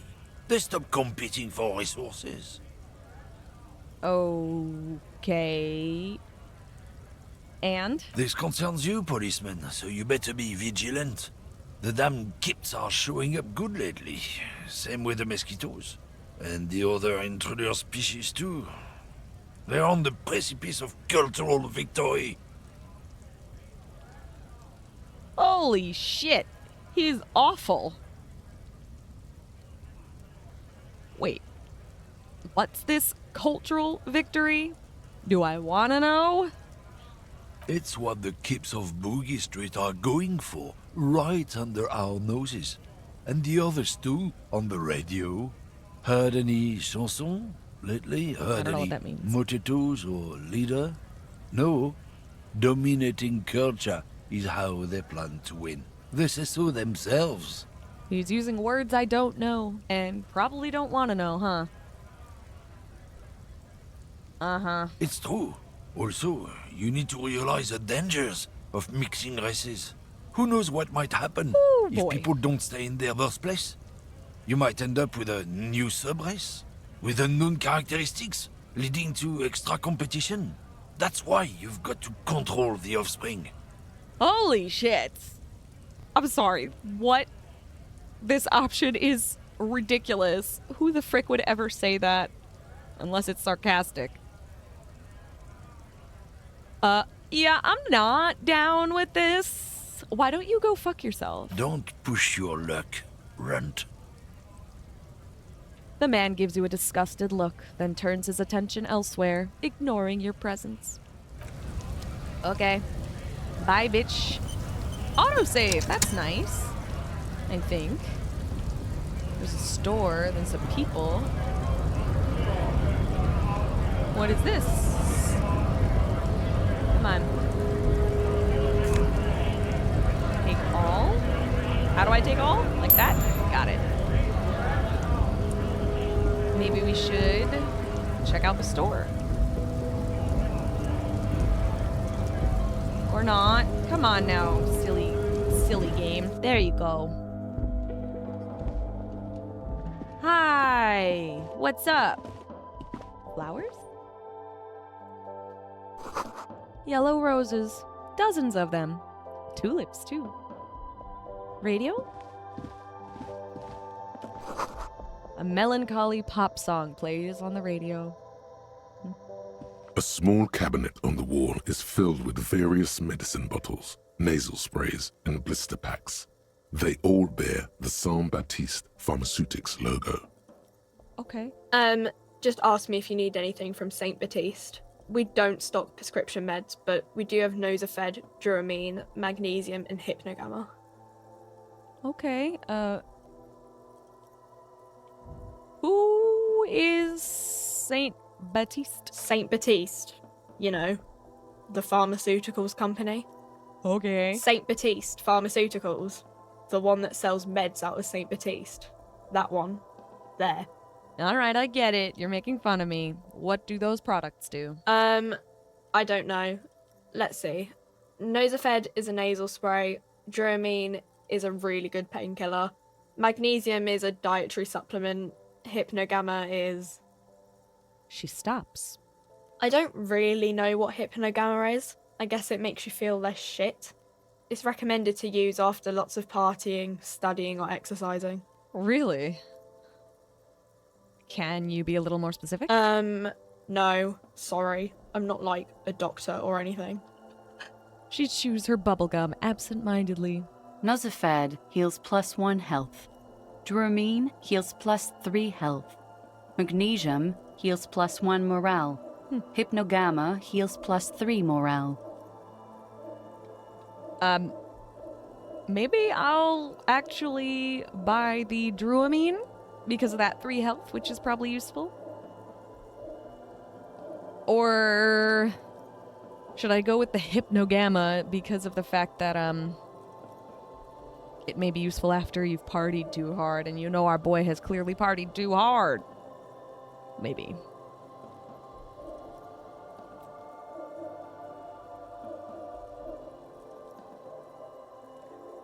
But I can't because they are all locked apparently. Who'd have thunk? I guess it requires money or something, right? That's fine. Ooh, what's this?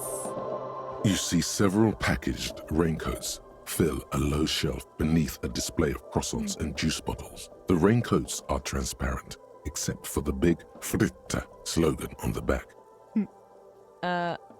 What's that? What is what?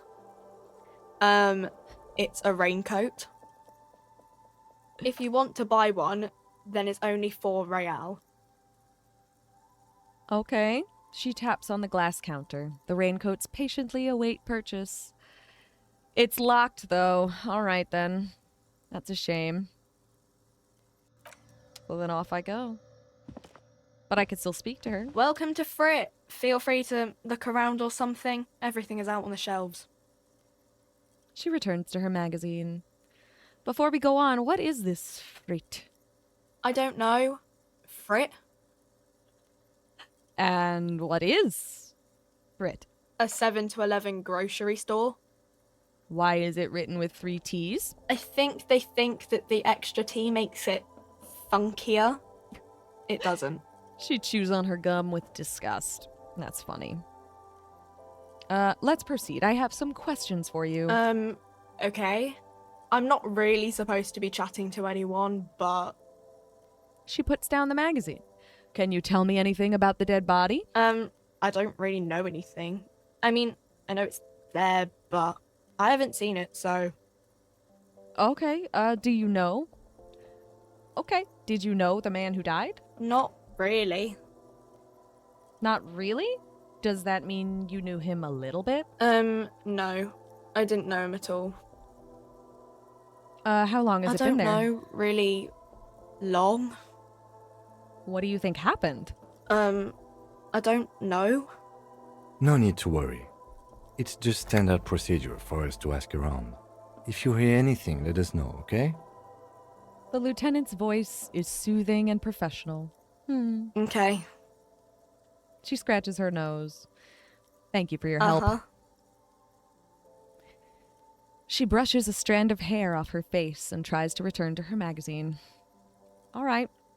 We shall leave you alone then. Goodbye. Oh, now it's raining. I even brought my own overalls. Interesting. Okay, what's going on over here?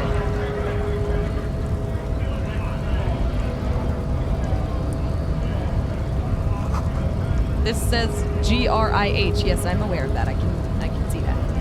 Now, who is this dude? Bastards! We have a right to work! Huh. The man yells towards the harbor gates. His voice is the loudest of the lot, and oddly screechy for a man his size. What is going on here? Hold up and stay frosty, everyone. Cops are here.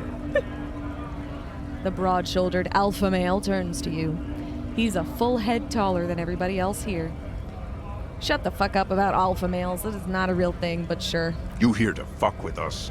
Beat the honest worker down. Why did I? We're here to fight for a cause. Stripes usually have problems with people who have causes. Okay, then I'm thinking no. Good. We're fighting for a cause here.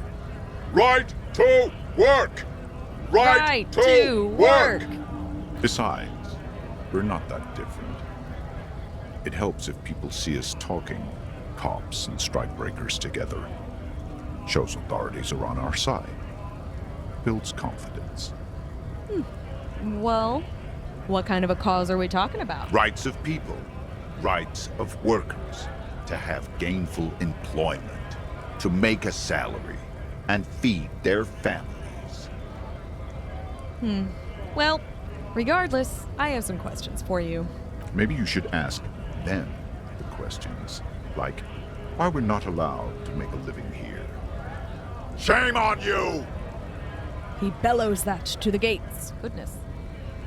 We have families to feed, you piece of shit. He points his finger at the man sitting on the railing. So do we, Scott. Oh, the loitering man hollers in return. Huh. What exactly is your goal here? We were promised work. We'd be in there, working, if the bastards hadn't shut the gates. And you're unable to breach the entrance? Main gate's locked. Would take heavy ordnance to bust it open. Could try to get in through the secretary's office. Door's locked. The guards blocking the way to the access panel. And I don't mean the scrawny mess punk either. I mean head measurer. Or whatever he is. He points at the dock worker idling on the staircase. Wait, head measurer? Huge Seminese guy standing up there on the overhead passage. Won't let anyone by. The access panel is right behind him. How bad could one guy be? You seem capable. Bad. Standing on a narrow bridge, he's got a strategically advantageous position. And he's trained. I don't know how the Union has a trained killer up there. But that one's no joke. And my men are tired and hungry. They're workers, not fighters. Huh. Well, why don't you just, talk to them? Like civilized folk, you mean? These native fucks don't understand civilized. Good lord. It would be better for the neighborhood if you went home, at least for now, if you can't get in anyway. No! They will give up eventually. Or get drunk. Leave the button unguarded. Then we charge. The man rubs his jaw, a perfect, lightly bearded square wedge. Well, who are all these strike breakers? Honest men and women, with rights, to work, to be useful, not toys for corporate interests. The man runs a hand through his steadily graying military haircut. We came here to help the harbor run smoothly in time of crisis. If Union fucks don't want work, they ought to let in those who do want work. I have a question. Why do all these men follow your leadership? Good question. You think they follow because I'm big and loud? No. They follow the rules of the market, the rules of the economy, because they were given a job to do! All right. I want to get into the harbor, too. Have fun. Union shits are on full strike. Don't think they're going to let you through the gates. Trying to meet their fat boss. Yes, that's exactly what I'm trying to do. I'm interviewing people about a murder that took place here, actually, behind the hostel cafeteria there. I know nothing about a murder. His reply is snappy and terse. The mention of a killing sends a barely noticeable shiver of tenseness through him. Interesting. Why so tense? What are you talking about? I'm not tense. Yes, he's tense. And dangerous. Somewhere below it all. Ooh. Right to work! It's shameful. Cops doing nothing. You should bring backup. Open up the gates for us. Blockading gainful employment for workers is a crime.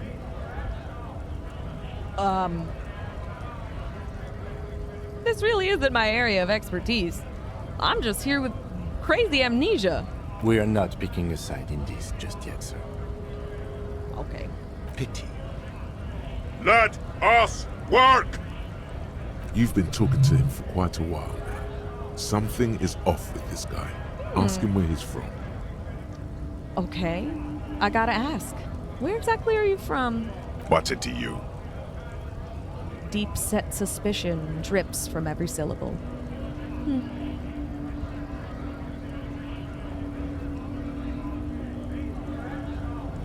Routine. Part of the investigation, I guess. Am I a suspect? Done no crimes. I only fight for the rights of people. Yeah, I already got that. I'm interested in your background. We're all workers, right? Workers stick together. Came from the eminent domain, in Jamrock. Backgrounds in odd jobs, heavy lifting, cargo hauling, bouncer work. I know the drill. Oh. We've got a few options here, all related to the bouncer thing, it seems. A bouncer where? I frequent a lot of bars. Maybe it's one I know. Sweet, I know bars. Been thrown out from several. Maybe that's why you seem familiar. I don't really drink, but work has taken me to some. Oh my goodness.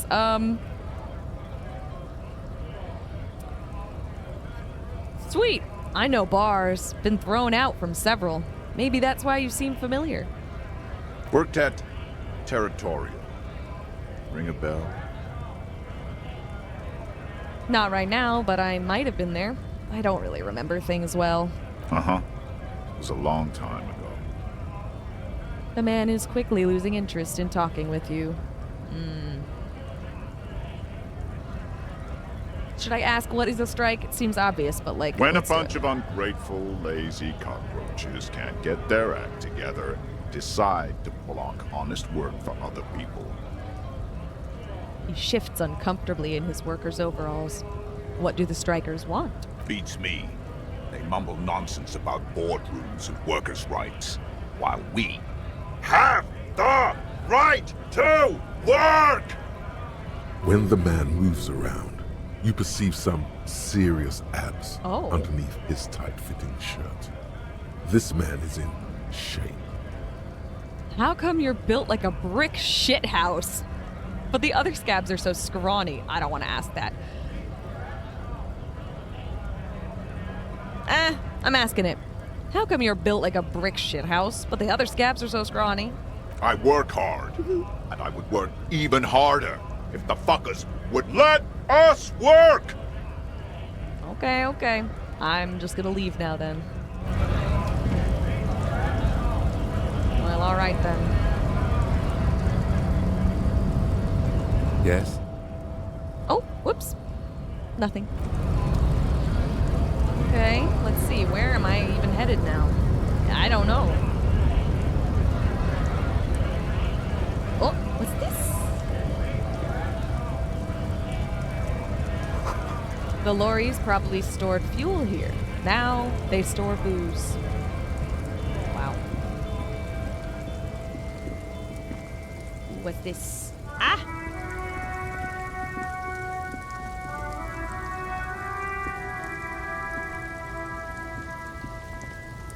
A foreign car, kept in good condition.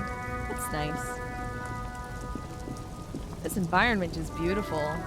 The art style in this game is beautiful. Just absolutely gorgeous. I mean, particularly the little portraits of the characters, but the environment too. God damn, that rough painted look is so just delicious to me. I love it. I love it. So what is this thing?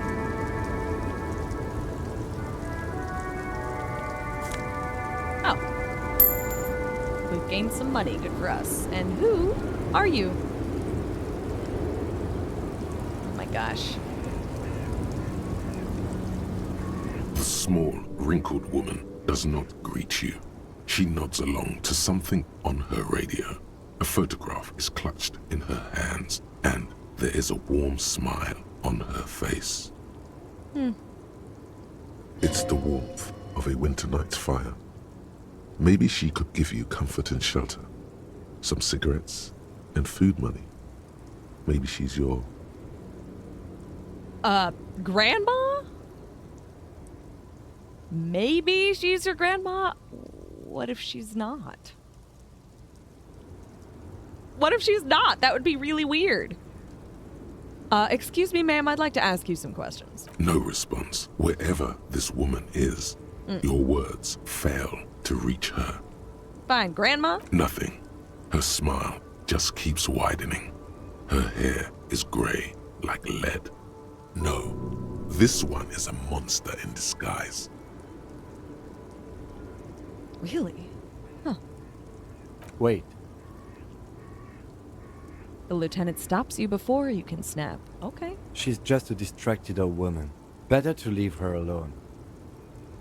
Why? Why? I just told you why. If you say so. We are leaving her alone then. Off we go. I don't know what that's about. Oh, this is so beautiful! Ah! Gorgeous.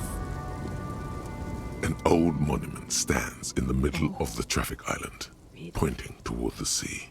It looks as if it's been reassembled piece by piece, secured and mounted in the air with the aid of numerous ropes and rods.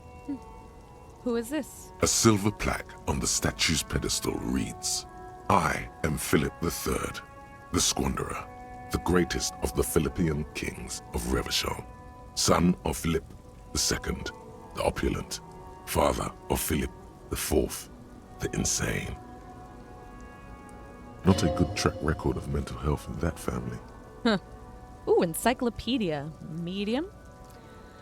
What did this king do?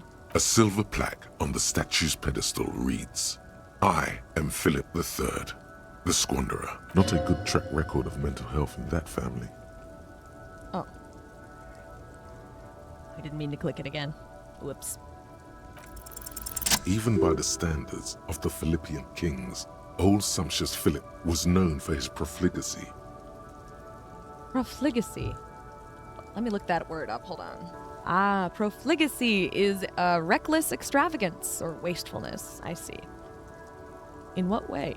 Well, he blew through the whole national treasury, starting the decline of one of the penultimate century's greatest superpowers, the suzerain of Revachol. His own maladministration foreshadowed the fall of the monarchy during the anti-centennial revolution, an end to his family line and the monarchy on the Insulindian Isola. How did he manage to blow through the entire national treasury? Stories have it that he had his bedroom converted into a treasure chamber, where he stored unfathomable wealth. Wild. Krugerrands, bars of gold, ornate weaponry, armor, and various chalices.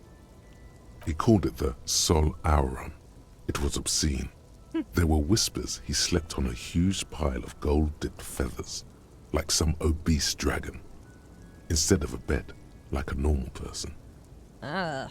The man certainly knew how to live. Oh my god! Freaking necktie again, huh? I want to sleep on gold, hustler style. No, king is the king and he can do anything. Wait, really? There's no way that's true. A deplorable farce. No wonder everything went to shit. Huh.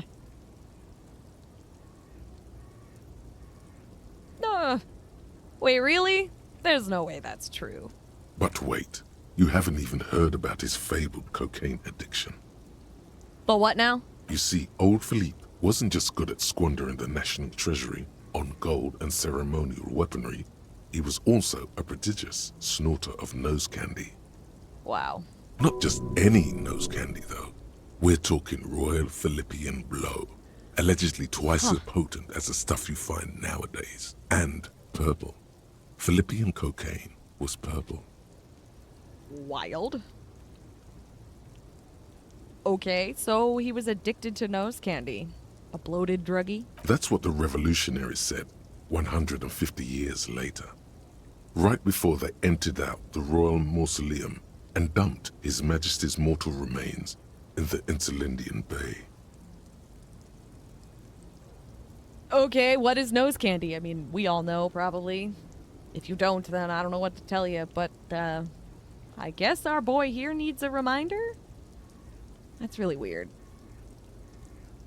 Feels weird that our drug addict right here, in any way, doesn't know what nose candy is. I mean, yeah, I know his memory is all fucked up right now, but I don't know. This is a lot to process. His Majesty's courtiers said it helped him connect with the higher realms. Okay, now I gotta ask. What is nose candy? Cocaine.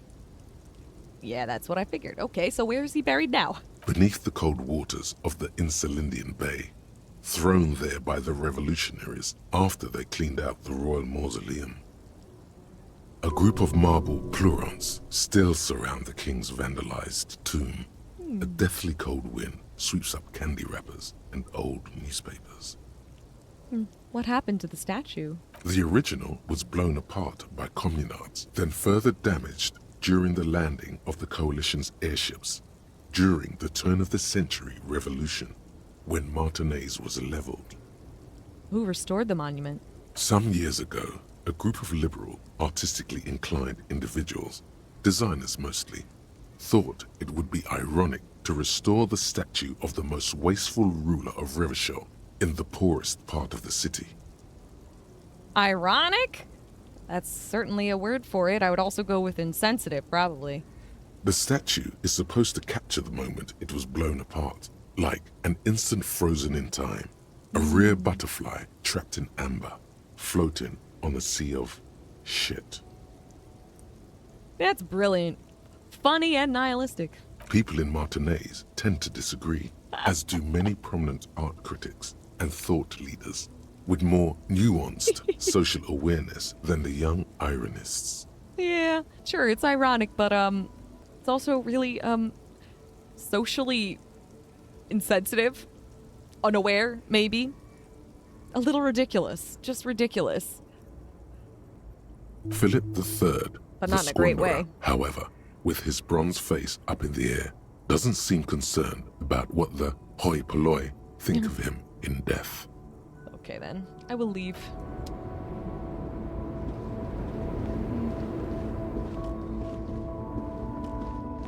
What's this thing? Ruins full of snow. No one lives here anymore. Okay. Oh, looks like I've kind of walked into a corner here. What's this though? Looks like clothes. Okay.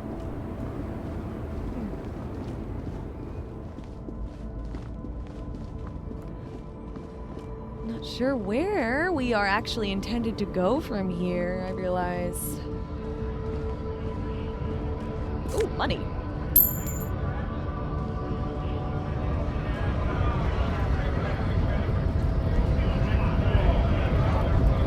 Oh, is this the guy? Scab? I guess so. Okay. Scab asks a man with jolly eyes, tilting his head. What exactly is a scab? A kind of a worm, content with mere survival. They come, they want to do our job for shittier pay, screwing over both themselves and us. Everybody loses. Well, hold on, where did they all come from? Beats me. Somewhere in the ground, I think. You don't seem to like them very much. Gotta be bloody stupid or freaking evil to Scab. Or I guess, scared maybe. But scared of what? Of who? I mean, he looks at the mass, squinting his eyes as if trying to ascertain what they're scared of. I would imagine they're scared of being jobless. Scared of not being able to make a living. Scared of not being able to feed their kids. It makes perfect sense to me. Although, I'm usually on the side of union because workers deserve higher pay in almost every circumstance you can think of. Work is a basic human right. Being paid a livable amount should be a human right, but we live in the world we live in, so makes me so sad. Personally, I'd rather beg than scab. If the gentleman shouting on the street came begging, maybe they'd have gotten something. I don't know about that. I mean, I'm all for protests, so. Have you tried talking to them? I don't think either of them are better or worse than the other, really, though. Have you tried talking to them, We've explained the matters, but they don't listen. This lot would be reasonable and go home if the big guy wasn't riling them up all the time. Well, we're not one of the protesters, so I don't know why we would really say that. But, I'm not a scab, though.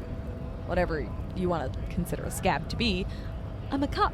I was just messing with you. No one's ever seen a cop scab. Imagine, you cops going on a strike, but then another cop comes in and says, "Let us cop for less money." He chuckles, then realizes... Speaking of, what brings the RCM here? To the Wild North? Come to see the strife? Let's see, I've come to Martinez investigating a murder. Let's see, I've come to Martinez investigating a murder. I need to know what's behind these gates. I'm exploring. I'm a bit short on money right now. Can you give me some of it? What's the strike about anyway? I've come to Martinez investigating a murder. Murder, huh? That sounds like a lot of hard work. You'd never see me investigating a murder. It's actually very fun and easy, or you're right, it's almost impossible. I'm 91% sure I'll never get it solved. Goodness! Being so mean to himself there. Whisper, I have no idea what I'm doing. Or maybe you want to help me solve it by telling me who did it? That's funny because there's no way he just happens to know. Let's just ask, though. Maybe you want to help me solve it by telling me who did it? Of course, Policia. It wasn't me. You can rule me out. Easier that way. Should we? He's nice. I don't like nice. I don't like this guy's brain, honestly. It's very suspicious. Paranoid. Insecure. Self-deprecating. Not a nice brain. We're gonna try to fight our own brain in this game, I can tell.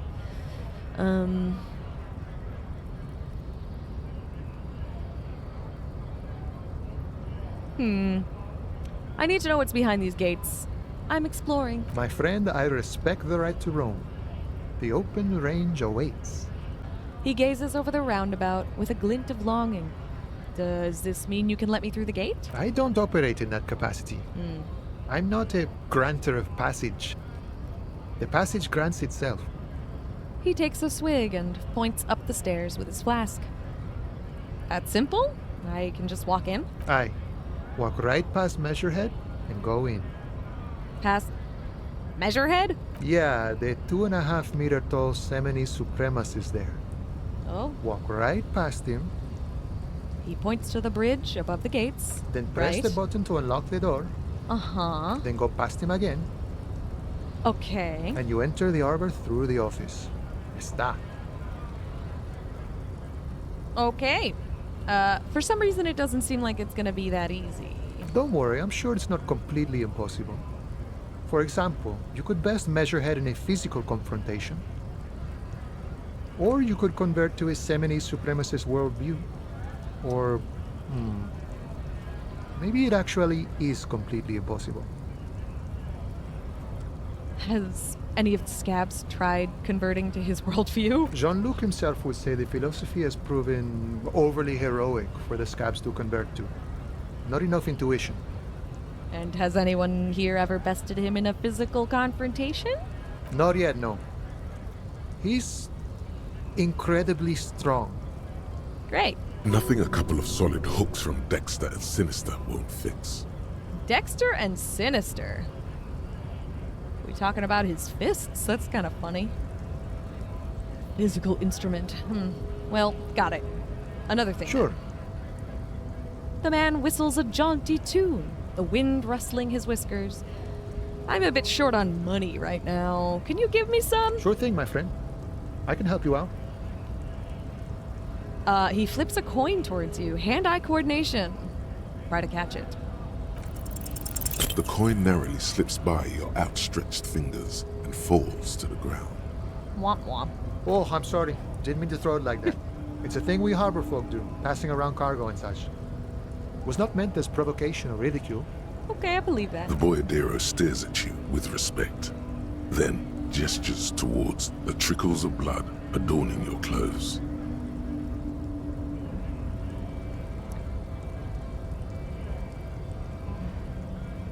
I'm very confused about that line, since it is not here. That kind of concerned me. Appreciate it. Right, always glad to help out the RCM. We're on the same branch, you and I. Humans, I mean, not slithering scabs. Okay, nice talk. Gotta get moving. Indeed. Alright, so we gotta go up here and, I guess engage with that Measurehead guy. There's also a door to our right here, to our left, I'm sorry. Okay, I took a quick break just now, and now let's see what this stuff is all about.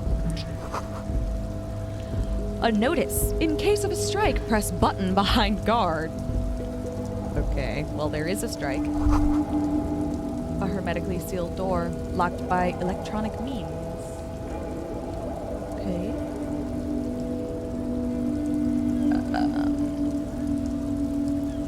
Looking monolithic. Oh! There's no lockpicking or door kicking this one. More than enough to please a woman. Interesting. We gotta talk to these folks, huh? Measurehead makes all men quiver. Interesting. I guess let's talk to him. See how this goes. Nobody betrays your degeneracy. I don't even know what that's supposed to mean, dude, but I really like your portrait. The way these portraits are, like, so painterly and almost abstract is just fantastic, beautiful. Yeah, Measurehead. His body totally betrays his degeneracy.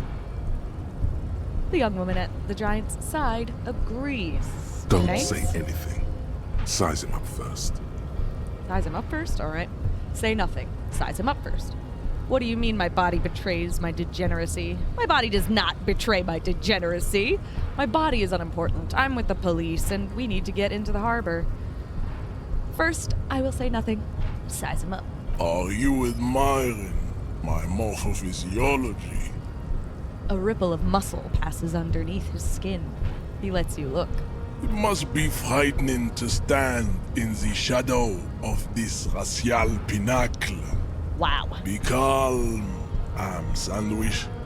You are not in danger because you are not a threat to me. Did bro just call us a ham sandwich? Incredible. Puff out your chest, still say nothing. I'm gonna say my body is unimportant. I'm with the police, and we need to get into the harbor. That is precisely the negligence that has led you to succumb to Al-Ghul. His face contorts in disgust, as if he were smelling a dead rat. You reek of it. An invisible sword of Al-Ghul emerges from your throat. You cannot see it, but others can. It is making the woman in my company sick. What? Wait, Al Ghul? Smell your breath. Kim, is it really so bad? You're right. I'm an alcoholic. Now I need to enter the harbor. I don't have a problem with Al Ghul. I just drink a little on the weekends. Enough! I need you to open the door to the harbor. Al Ghul? Yes, Al-Ghul. Understood. I doubt it. My microcephalic race servant. Well, you're right. I'm an alcoholic. Now I need to enter the harbor. No, you don't. You need to get another drink. Occidental Haplogroup B4 is done giving orders around here. The influence of the ham sandwich race is waning. The ham sandwich race. Show him the ham still got it. Show him that the ham still got it. Actually, I think the ham sandwich race still has it in them. I'm the police and I need you to comply now. The race stuff is unimportant here. I just need you to help me do my job, please. Ooh. Oh, I'm actually very torn between all of these options, particularly 1 and 3.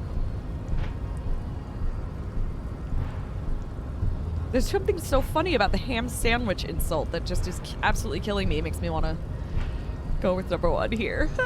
Oh god. But I don't want to start a fight, also. The race stuff is unimportant here. I just need you to help me do my job, please. Begging for help. Attempting to pass via for cooperation. How far the Occidental Haplogroup has fallen. You were once a noble and powerful race. You gave the world eugenics, electricity, and powerful weapons of war like missiles and aerostatic aircraft. You made great gains in metallurgy, race theory, and statecraft. You dominated lesser cultures, like the deformed Hemians and the inexplicably potato-obsessed Khoikos. But now your ascent to the genetic summit has halted. You are obsessed with sadness and with frivolous pop culture. You will be superseded. Isn't that right, babe? Babe. It is, baby, yeah. You know it. Measurehead's babe. Incredible. There is a button right behind him, just out of reach. It must be the one that opens the door to the harbor. Come on, I just need you to move back about 20 centimeters. Push him out of the way. You're right about all this. Now I just need you to let me go into the harbor.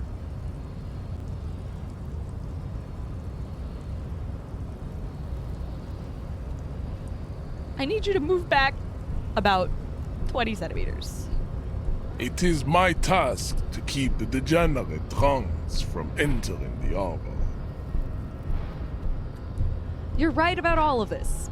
Now, just let me into the damn harbor. Enough with this begging. Ah! You should leave the stage of history with dignity by inviting the other races to a great world war. Bring your troops to the Simonine Islands and to Boogie Street, and we will pulverize you.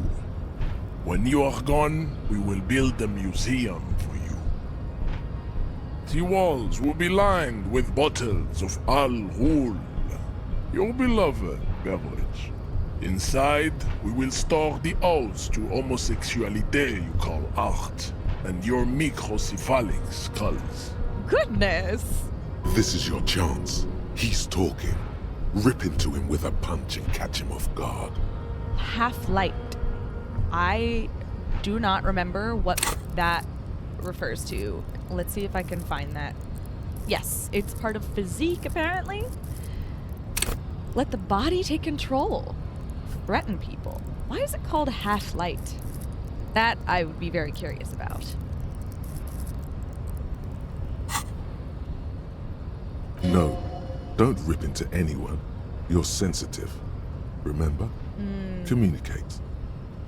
Communicate. Okay. You serve the Union, don't you? Aren't they white? What are those tattoos of yours supposed to mean? Conceptualization. Medium difficulty? I'd have to reach a 10, but we have a very low chance. We can also retry it. Or I could knock him out. Let's...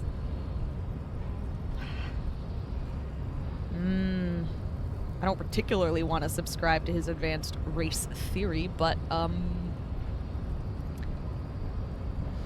I guess in the hopes that it will encourage him to let us through? Maybe? Go ahead. Don't be shy. Just ask for race secrets. Race secret? Oh gosh, this is weird. I want to learn this race theory of yours. Oh, this is so icky. So that we could become friends? Try to smile pathetically. I need some of that race stuff in my brain. Suck it to me. What the fuck? No, I'll better not say anything on this topic.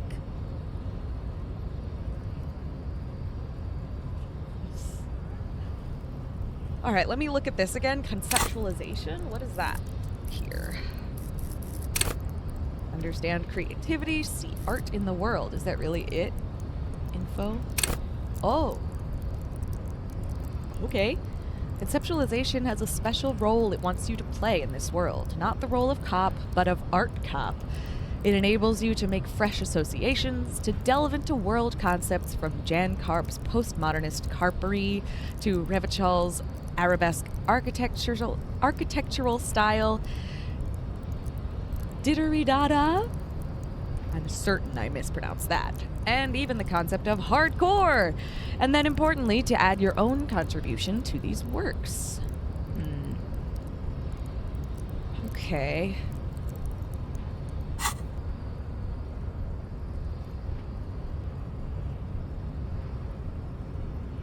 We failed it, though.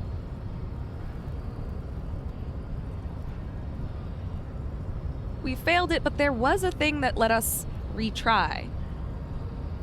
Except I don't see that anymore. I don't know how we would retry it.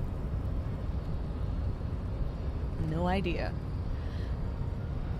But, I could try. Do not be naive. I know the answer to the great race enigma. Why would I share it with a deformed infant? You do not have the devotion for servitude. Huh. I could knock him out. What are those tattoos of yours supposed to mean? You serve the Union, don't you? Aren't they white? That sounds so gross. Oh my goodness. But, it does feel like a direct response to this, talking about devotion and serving.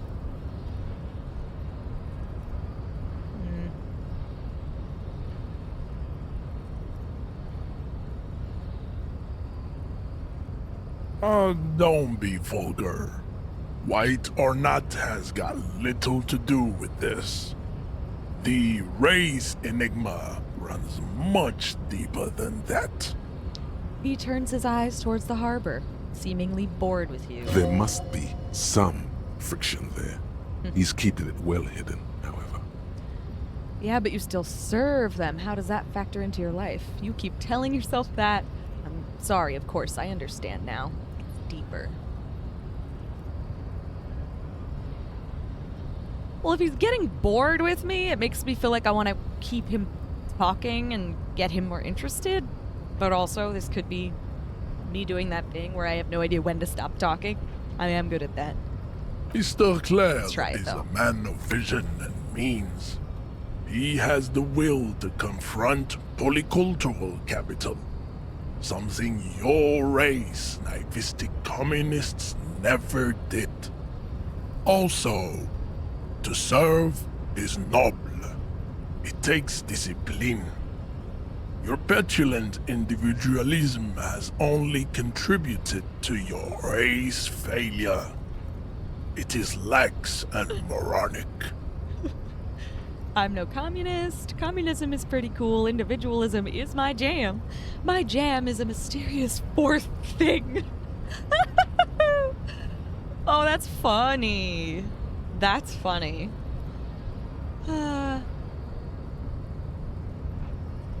I love that response. It's ridiculous. I feel like he'd be like, what? What does that even mean? My jam. Oh my goodness. Also, fourth? Individualism, communism. Fourth? Can our boy here not count or something?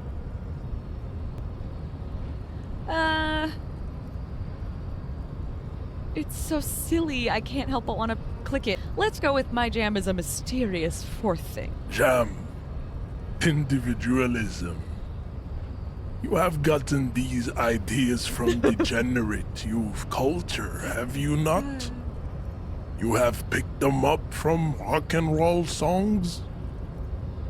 I guess I've gotten it from disco, actually. Oh, we got a disco boy. It's true, I'm a rock and roll star and a rebel. Youth culture does not affect my thinking. That is hilarious. Absolutely hilarious.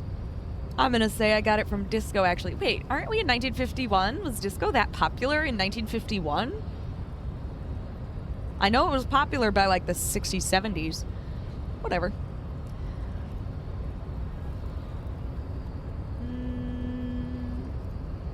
I got it from disco, actually. Offshoots of the Seminoles people invented disco while having sex under the influence of cocaine. It is a shame upon my race. But what is done is done. Okay. I am not surprised you enjoy it so much. This has happened to many of the side products of the inevitable cultural victory of the Seminoles race. Okay, I'll ask. Who are the Seminoles? I don't really know who the Seminoles are. I've recently experienced head trauma. Do I want to tell him that? Wonderful. I need to enter the harbor now, on police business. Do we want to let him know about the head trauma?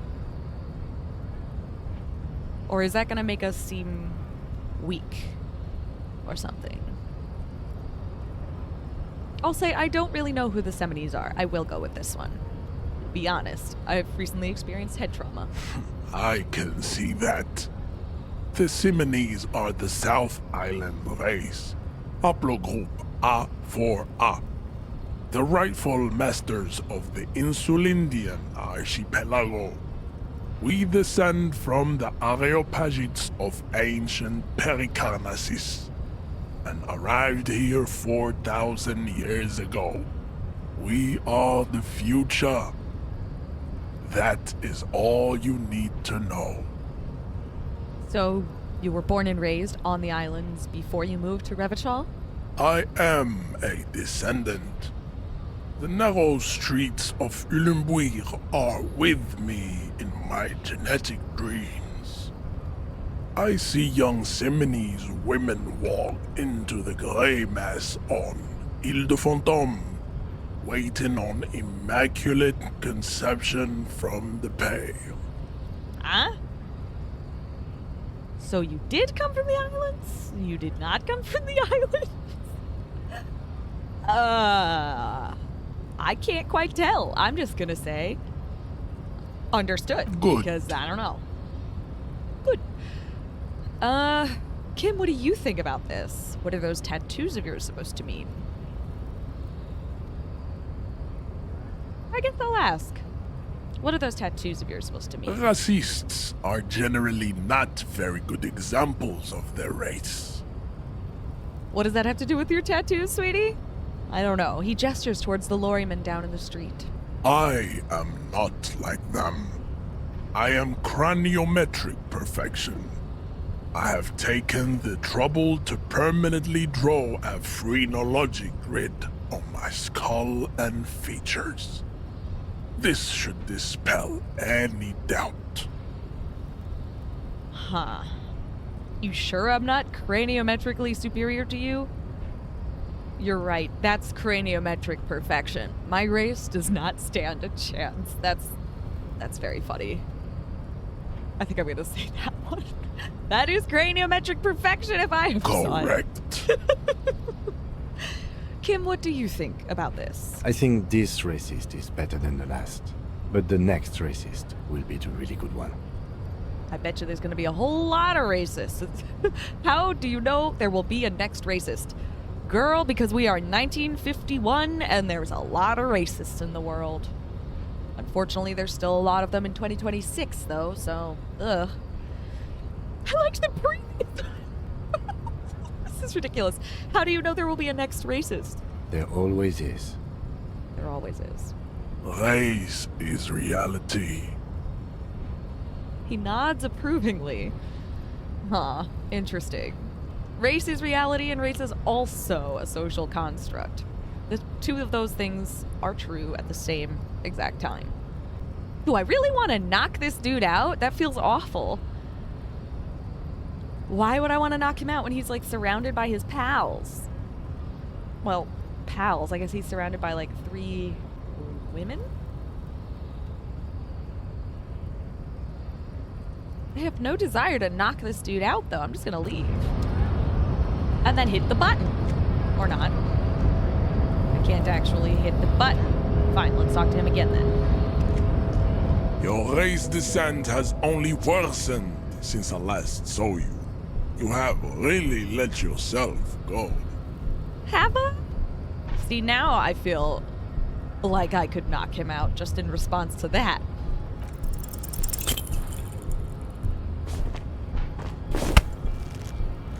Oh, big failure. How did this happen? Your little fist is in his giant hand, and he's squeezing it. It hurts. You must be out of your mind, degenerate drunk. Say it. I am a degenerate alcoholic. I'm gonna say I am a cop. He may be a degenerate alcoholic, but it seems absurd that you would be this violent towards a police officer, right? Couldn't we arrest him, technically? Isn't this like assault of a police officer or something? I don't know how things work in this area, in this year either, but I would think so. I'm a cop. Your fist cracks in his hand like a ripe apple. Pain Holy shoots up shit! into your brain as he's twisting it more and more. Ow! The words to the song have changed. Say, I am a violent drunk. I am a violent drunk. Good. Damaged Now morale, leave yeah. before you Okay. humiliate your homoerotic organization any further.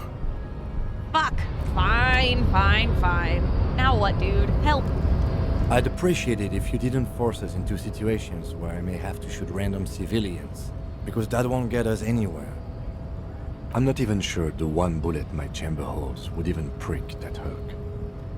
But he's the one trying to provoke me. Or I was trying to assert my dominance over him. But I was fighting bad, unsavory ideologies. I'm a hero. Can't promise that. I might attack him again. He's the one trying to provoke me, dude. And you're just going to let him manipulate you like that?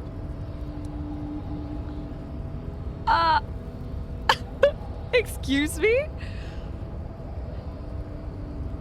I was fighting bad, unsavory ideologies. I'm a hero, aren't I? We're not here on some political quest. We're here to solve a crime. Don't make the situation any more volatile than it already is. Alright, fine. But I was trying to assert my dominance over him, too. We're not here on some political quest. You gonna say the We're same here shit to again? solve a Alright. crime. Don't Alright, make the fine. situation any more volatile than it already is. Fine, I won't do it again. Let's think of something else. We have to think of something else now, huh? I have no idea what. Ooh, see, this is why I want to use my controller in addition to the mouse. And I realize this is a new game I'm playing, so some of you may not know why I don't like to use my mouse and keyboard. It's just because I have a bit of an unstable desk. And when I use my mouse and keyboard, it tends to wiggle my mic, which tends to fuck up my audio like a heck of a lot, and it sucks ass.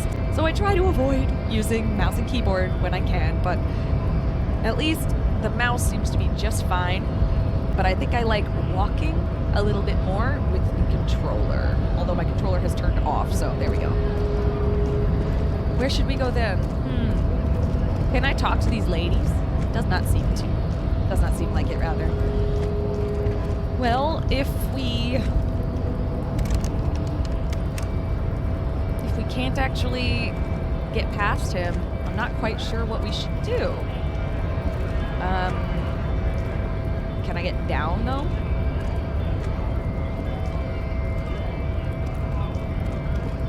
Yes, I can. There's stairs down. All right. That's good to know.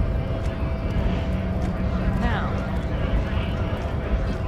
let's see. Not quite sure where we should go here, but hold on. Can I go back inside the store? Yes. Maybe? Whoops.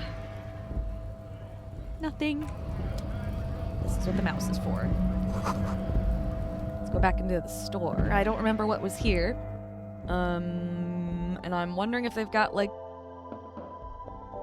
cigarettes or anything. What is this? Because I know we had to buy cigarettes as part of The the tear machine story. stands in the corner. A sign says, 1 bottle equals 10 cents. What's this machine? Oh, that's the tear machine. But what is it? It's a machine for tear. You know, you find tear outside, like bottles or whatever, and put it in the machine. Then it gives you money. I see. And how do I pick up tear for the tear You machine? need a bag, I guess. We used to have some, but we gave them all out, so... She shrugs awkwardly. Feel free to use it if you find a bag, though. I'm sure there are some out there. Somewhere. Okay. Sure. Now, is there a way... No, that's going to be medicine and stuff. Can I talk to her and... Is this about the questions again? Because I don't really know anything. No. I was just kind of wondering if I would be able to buy stuff here, like cigarettes, because I need those. What is this? A colourful display of cigarettes and alcohol bottles line the shop wall, Well, there you go. inviting you closer. Shimmering wall of vices. Incredible. There, in that dark green glass, all in vain. The great flowing river of warmth, wine, alcohol, beer, alcohol, love, alcohol. Goodness. I am in heaven. I need it all so bad. Say nothing, just take it in. This is not a good place for a recovering addict. It's not. But isn't it part of our quest for some reason, to buy cigarettes, find smokes, and smoke them. Yeah. There's a clock next to this one. Why is there a clock? Kim can answer any lingering questions you may have about the case in RCM. Join him on the Whirling in Rags balcony after 2200 when you're calling it a day. Okay. Huh.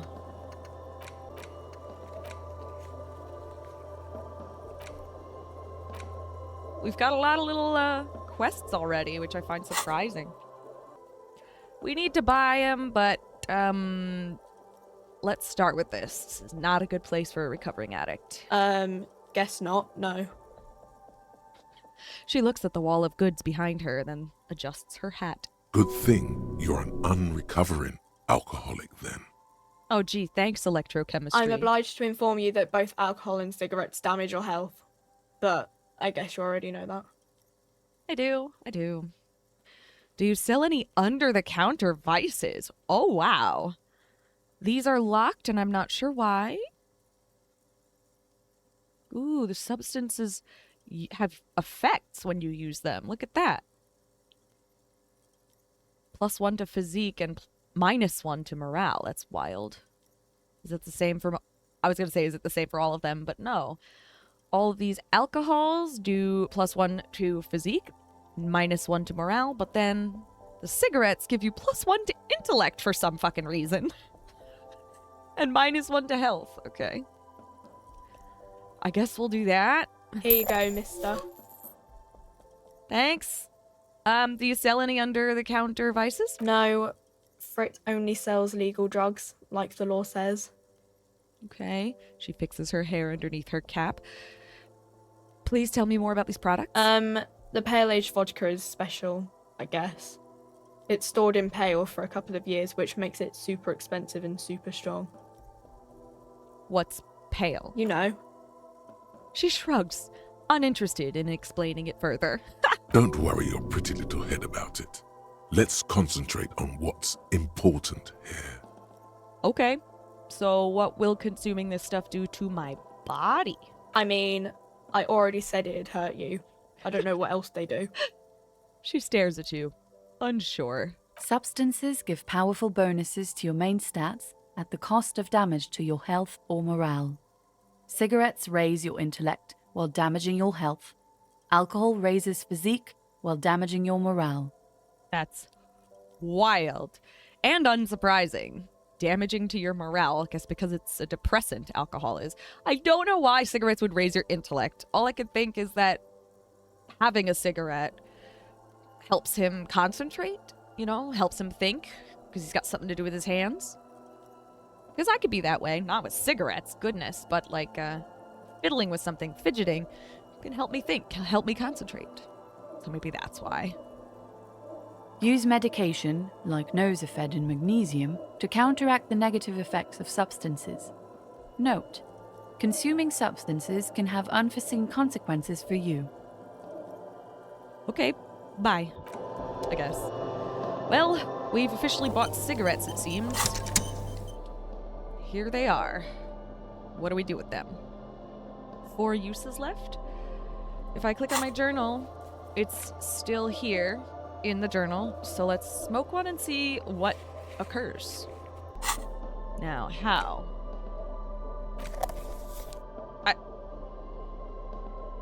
Guys, all I did was right click on it and it disappeared. Oh! It disappeared, but it went here. Okay. Uses 4. And then we've got these shirts and stuff. Oh, I can actually wear the glove. Oh, I can wear this stuff. Who'd have thought? Cool. And we've got gloves too for some freaking reason. Sure. This is interesting. And now we gotta, I guess, figure out how. Oh. There it is. A brave little army in your pocket. The 1st Smokes Platoon. 20 brave souls standing in salute, ready to step into fire for you, sir. Pull one out of the pack. You picked the best one. This soldier is fat and succulent. What are you waiting for? Light up. Re-become yourself. Oh yes, Bratan! Whoa. Please light up! You need a trooper between your lips right now! Calm your shit down! Go to Pleasureland! Become a genius! Okay. I'll light it up, I Get guess? a load of this rock and roll cop here, people. Johnny Thundercop fishes a cheap lighter out of his pants. With a flick of the thumb, there's fire. A primal satisfaction. Here we go. Hey, you can't smoke in here. The girl's voice betrays little Please, don't interest fuck or with Fred. enthusiasm. Ooh. She doesn't even look up when she continues. Shut up. It's already happening. What are the repercussions if I do this? Repercussions? There's a high risk of glory, with a mild chance, cool genius. Smoking makes you into an intellectual. Everybody knows that. No, it doesn't, but okay. This guy clearly has a very warped perspective on things. And obviously, a very conflicted brain. I love that there's all these different parts of his brain that we are interacting with. That is awesome. It will help you concentrate a bit. That much is true. I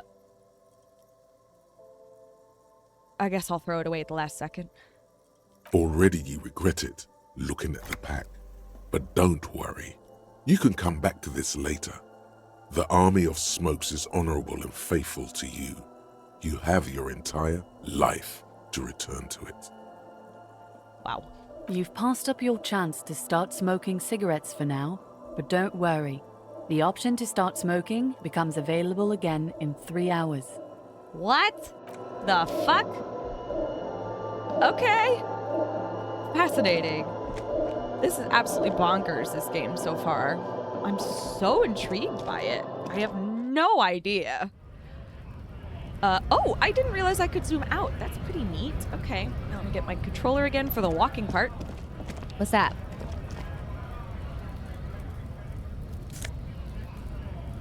Magnesium, apparently. Okay.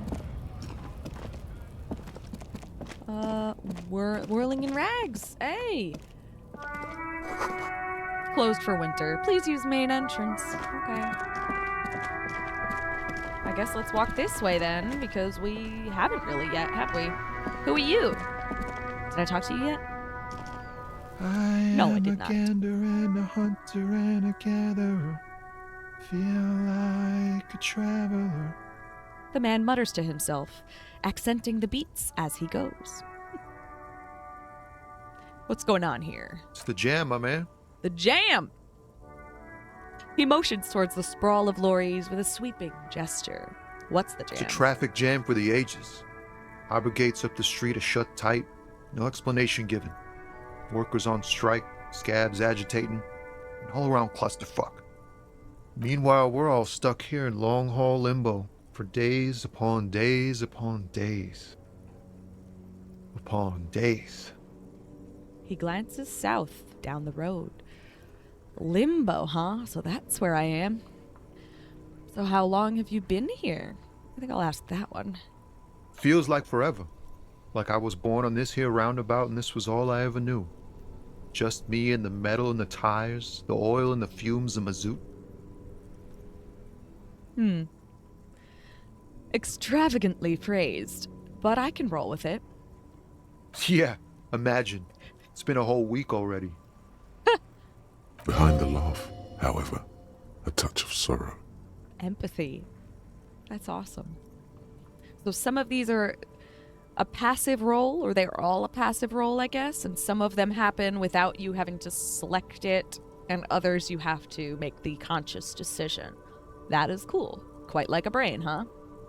So tell me, what do you need? Care to spare some change for a working stiff?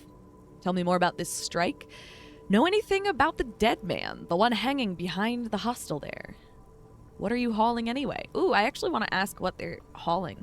Oh, high-grade narcotics, illegal firearms, stuff like that. Did you just tell that to a cop, my bro? Time to arrest him.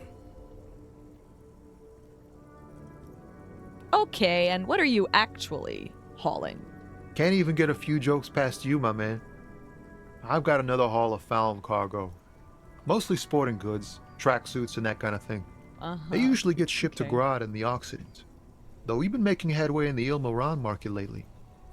So nothing illegal then? That's your machine behind you?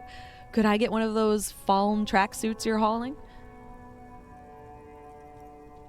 Could I get one of those fallen tracksuits you're hauling? We're pals and all, but I can't just freely hand out the merchandise. The bosses won't be happy. That makes sense. That's fair. There's no denying it. Your body needs to feel the touch of some good performance wear. That's your machine behind you? This rockin' beauty. Sure is. Like a rash you can't get rid of. You interested in heavy-duty cargo machinery? Yeah, those lorries are pretty neat. Or interested? Not really. I just asked because, I don't know, must be a cop reflex. Let's say these lorries are pretty neat. Neat. For carrying large quantities of cargo a long distance. These found tracksuits need to find their way to the kids way out in Wamrau and Laurent Bird somehow. There it is again. A little touch of sadness beneath his cool. He thinks he's spent too long in this lorry. So nothing illegal Not then? unless they've illegalized sports equipment while I was on the road. Okay, I had another question. The man taps his fingers rhythmically against his arm. Let's see. Do I want to ask about the dead man? Or I've got this empathy check. That's cool. What do you see in his eyes? In his eyes, an unfamiliar longing. Flecks of brown and gold. Familiar. How? It's hard to say. His gaze wanders southwest, down the street that goes beyond the horizon. The road continues for miles, flowing together with other roads, turning into causeways or bridges, ending suddenly in dead ends, or ramping up or down highways. It forms a crisscross pattern across the land. Where does it lead? Shake off the days. Where does it lead? Above the Jamrock Quarter, in the form of a raised motorway, and then the never-ending sprawl of Forburg, high above buildings, new and old, the air filled with the rumble of motor engines.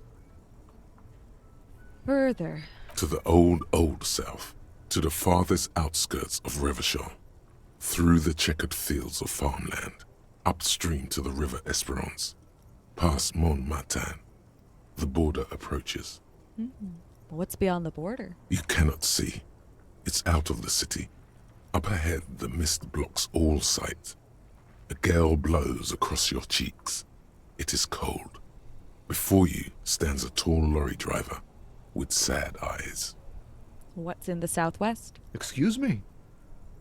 He emerges from the reverie. I'm a cop. I can fix anything. Really, you can tell me. Hell, I get longing. I've felt something similar since I woke up. Well, that's interesting.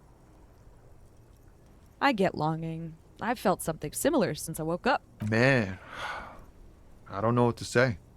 Not much anyone can do. There's no helping an absence, you know? When there's an absence, people want to fill it. It's very natural human desire, but, unfortunately, a lot of people, our friend here included, tend to fill it with, substances. I miss my family. They're all I have. My wife, second kid on the way. Oh. Waiting all the way in Diora. And here I am stuck in this shit, so far from home. Diora? Diora of the Seven Seas. It's on the other end of Le Caillou, pretty much. On another island called Laurentide, off mainland. We've got a little place there. Can almost hear my kid laugh when it snows. That's really sad. What's it like to miss someone? Wild question. Imagine not knowing what it feels like to miss someone. I can barely imagine what it would be like to have this few memories, because that sounds like my nightmare. The idea of losing my memories is absolutely terrifying to me. Losing access to, like, all of your life experiences? Not knowing what it feels like to miss someone? What's it like? Good. And bad. An ache that brings you joy. I think of them a lot. I dream up these silly scenarios in great detail of living with them. It comforts me. What about you, Cop Man? You missing someone? Is that what it is? This feeling? I don't know, Inland Empire. I need a reminder about the Inland Empire thing. Hold on one second. Hunches and gut feelings, dreams in waking life. The unfiltered wellspring of imagination, emotion, and foreboding. It enables you to grope your way through invisible dimensions of reality, gaining insight into that which sight can't see. What's really going on? What do these enigmatic riddles mean for the world fate? At high levels, Inland Empire animates the inanimate. You'll have conversations with your clothing, conversations that may change the course of the investigation if you're not thrown in the loony bin first. Wow. Low Inland Empire, however, you'll be void of imagination and character. And then how will you shape the cosmos? Wild. No, it's scarier than that. You're pursued by a hunter, smelling of apricots and sorrow, and the past. Weird. That's really interesting. The comparison of the feeling of being hunted by the past and the feeling of missing someone. I don't know, do we miss someone? The fact that initially he's thinking, oh, maybe that's what I'm feeling. I'm missing someone. Which tells me he's got an absence in his heart. Obviously, he's not very emotionally in touch with himself, which is understandable. When you're an alcoholic, that can happen easily. Happens with a lot of people. A lot of people aren't very in touch with their emotions, or at least have trouble perceiving what they need emotionally or physically.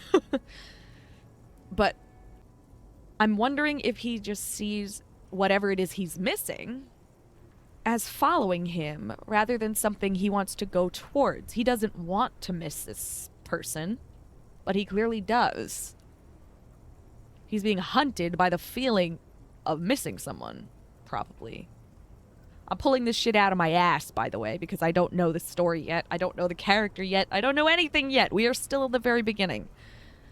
Well, let's go with that. I miss someone, but I don't know who it is. I feel for you, my friend. It's bad enough to know who you miss. Missing like that doesn't feel like it has much of an upside. It doesn't, actually. All of a sudden, I'm realizing that missing someone without knowing who you're missing, I actually can relate to. As an adoptee, I can relate to that. Before I knew who my biological family was, there was a point where I felt like I was missing someone, missing something. Like there was an extra limb that was supposed to be on my body that wasn't. And I could feel it there, and I would miss it, but I didn't know what it was. It's a trauma that occurs as an infant. Those are the hardest to heal from, and they tend to leave a hole when you lose somebody in infancy or in a state where you can't remember, like this dude.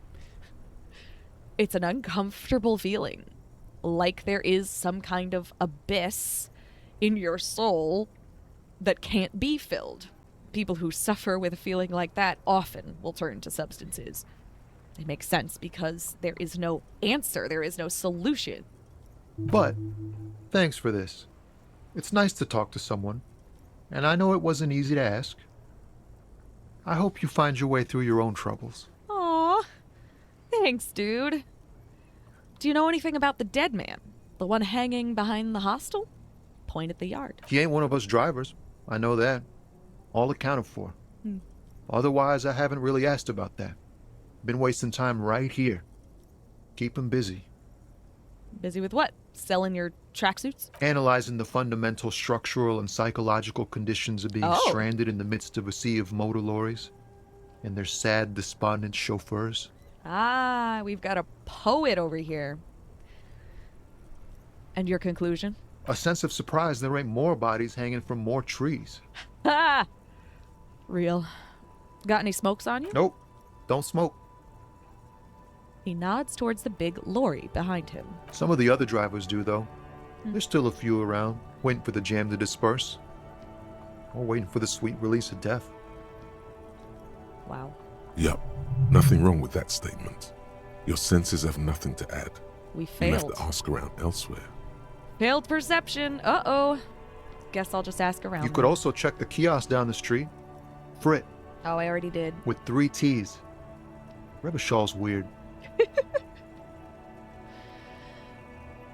I'm good for now. Good talk. I wonder if he's got any opinions about this strike. We already know about the strike, but what do you feel about it? Whatever's going on over at the docks. Workers got a blockade set up, making demands.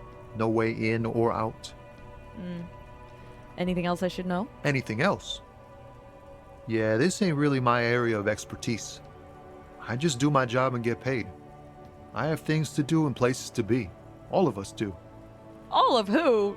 All of us, as in all people everywhere. We've got stuff to do and places to be. Us lorry drivers. Cam, your nurse. You still hang around here waiting for this mess to end. Most have scurried off somewhere to get drunk or high. Or laid. Not that I blame them, really. But not you? Not my thing. Chasing transient pleasures is a drag these days. I prefer the examined life now. Thinking, reflecting, observing. He glances down the road towards the horizon, a glint of something in his eyes. What's better than chasing transient pleasures? The more transient, the better. When one's ended, you can get onto the next one. Gee, thanks, electrochemistry. I'm good for now. Good talk. Don't be a stranger. He gives a salute with 2 fingers. That's sweet. All right. Oh my gosh, but then here's the problem with going back and forth between the mouse and the controller. The controller is gonna die repeatedly. 1 second, guys. Okay, whoa, I'm zooming in a lot. I'm getting confused. How is this happening? Whoa, all of a sudden, my controller is not doing what it was doing before. We may need to stick with the mouse. That's fine. Before you stands a motor carriage. The bodywork is covered in blue and white livery, bearing the number 57. Vapor emanates from the large engine on the back of the vehicle. It hasn't had time to cool off yet. Open the door. In the cabin, you are welcomed by a set of steering levers, a radio microphone on a hook, a pull-out toolbox under the seat, and the soft glow of the fuel preheater gauge. I decided to Google what a Kanema is, and it is literally just the type of car, so great. Pick up the radio, pull out the pull-out toolbox, run your fingers over one of the steering levers, tap on the fuel preheater gauge. Kim, what are we looking at? What is this machine? Well, honey, it's called an automobile, actually. Do I need these things right now? I don't know. Why don't I pick up the radio? Frequency tableau lights up, and the green button labeled Prime Line glows like a feline eye. And then you hear something. The soft purr of electrical kittens, radio waves cast far and wide over the metropolis. A woman's voice greets you through the static. This is Precinct 57. Oh. Hello, Lieutenant. How may I assist you? Hello, Alice. Please assist our colleague from the 41st Precinct here. I'm putting him on.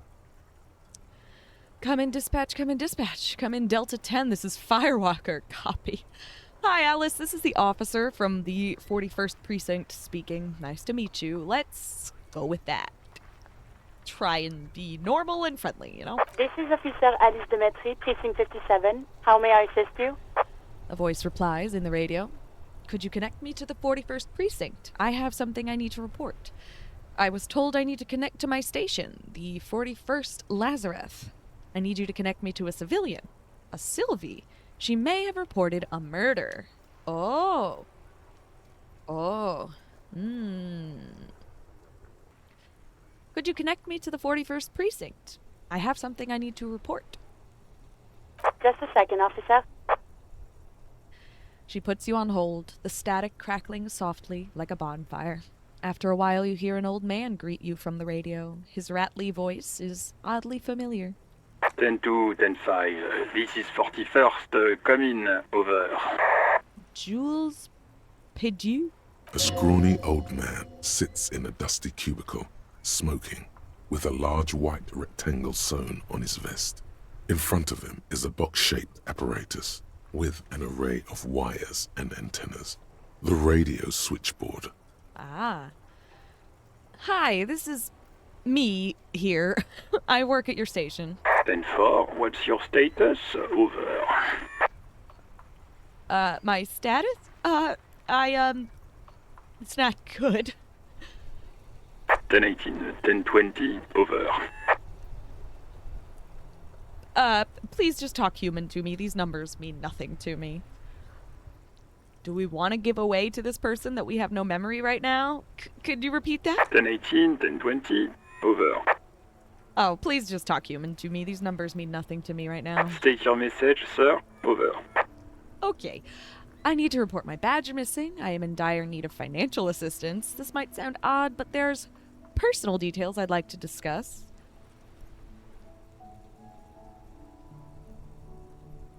I need to report my badge missing. 10-9, repeat message, over. My badge, I can't find it anywhere. Basically, it's gone. 10-4, message received. This is a very serious situation. I need to 10-22 the captain, over. 10-22, the captain. This sounds bad. Bad and scary. Like being called to the headmaster's office in school. Is it him? What does he want?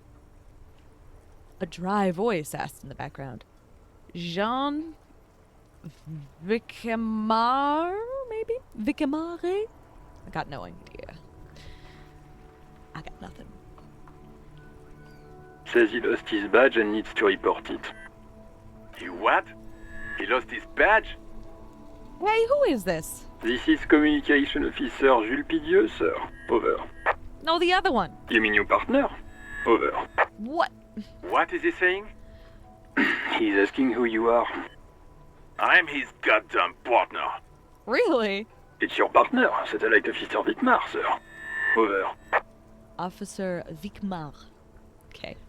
Did he lose his memory along with his fucking badge? Yes. Man in the background sounds like he's losing his patience. Who lost his badge? Chester McLean. Interesting looking dude. I like him. Dick fucking Mullen. Who do you think? Dick Mullen.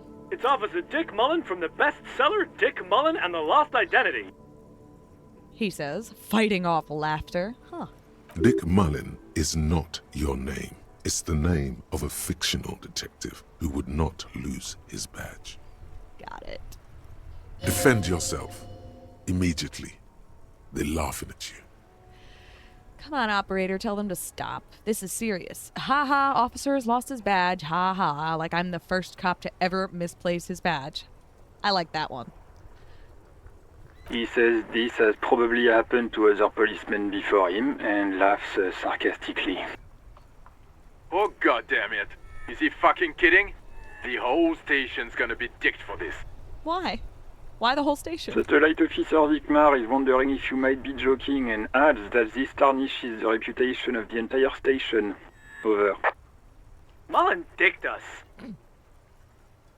Good lord. Can't we just move on? I want to get it reported and be done with it. 10-4, I hear you, officer. I'm just going to make a note here that you are in pursuit of your misplaced badge. Over. Fuck me. Mac, come here. You've got to hear this. Dick Mullen lost his badge. So people call him Dick Mullen, like,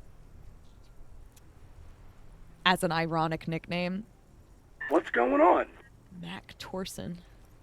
Super Cop here lost his badge. He lost his what now? His badge. He lost his goddamn fucking badge. Could you all please just stop saying lost his badge for a moment? He asks you to please stop saying he lost his badge. Why? Did he find it? The room at the other end of the line erupts in volcanic laughter. Gee, thanks. Sergeant Orson was wondering if you found your badge yet. Over. You don't have a comeback. Sorry. It's hard to think like this. He's not replying. Looks like he's still looking for it. You can hear laughter in the background. Enough with this now. I have other things to discuss. 10-9, come again. I didn't get that. Over. The animated conversation in the back is making it difficult for him to hear you. New heights even for Captain Sober. Oh, man. Ask him. Ask him if he's lost his gun, too. The room roars with laughter. Sergeant Orson wants to know if you lost your gun too. Over. Check your pockets. Check your... Holy fuck. You don't know where it is, do you? That is really bad. Oh god, it's not here. Okay, it's gone. Your gun is most definitely gone. Great. Don't sweat it, Bratan! You don't need a gun to have fun! We can still have fun! It's not all over! 10-9, come in, officer. Did you get my question? We were wondering about your gun. Over. Drama. So this is like being able to lie and act and mask, basically. But... So, are we going to lie? You know what? I think we're gonna lie. They are being so mean to him. Not to say that losing your badge and gun isn't a bad thing, because wow, it is! If you are a police officer, don't lose your badge and gun. My god, is that the worst idea you could ever have. But, they're being so mean about it and cruel and laughing at him, and as someone who was bullied growing up and has done therapy with many kids who were being bullied, and I think a very normal response to being bullied like this and hearing all of that laughter directed towards you, I think a very normal reaction is to immediately jump to your own defense, even if it's a lie. Now, I didn't lose my gun, you know? Even before you can get the words out, everything gets scrambled in your brain. No, of course I didn't lose my gun. Fuck it, I didn't lose my gun. He says he didn't lose his gun. Or his fun, whatever that means. Ask him to describe it. His gun. Not his fun. Just the gun will do. What are you talking about?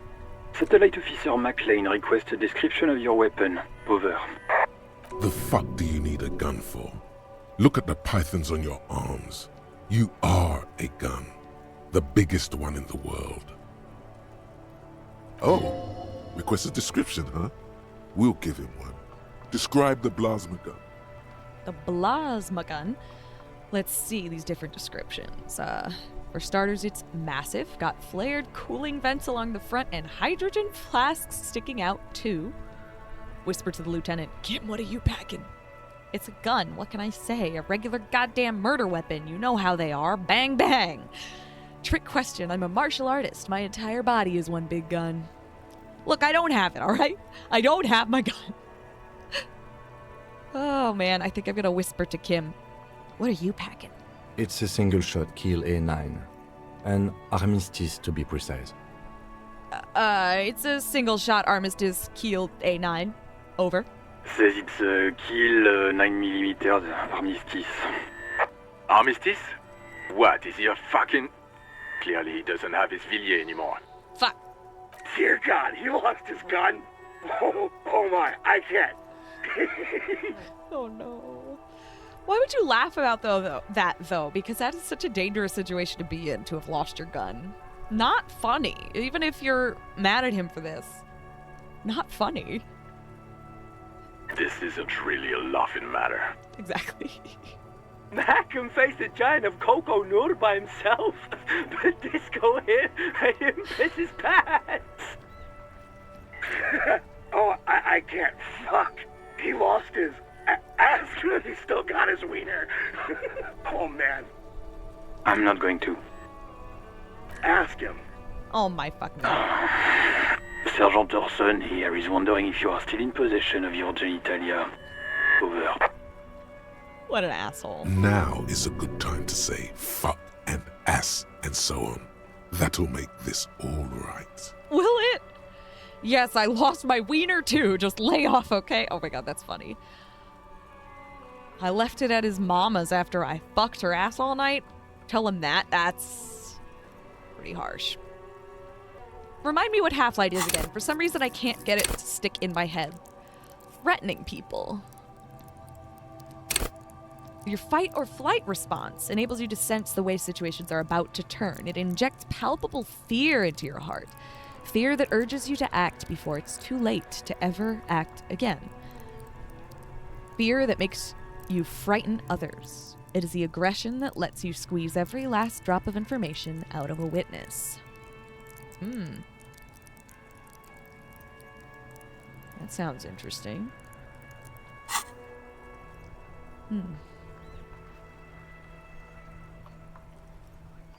Let's impulsively respond like this, because like I said, when people are being this mean, I think a very normal response, especially for somebody who maybe has impulse control issues, which kind of seems like he does. He's certainly got a substance problem. A lot of people with substance problems will have impulse control problems.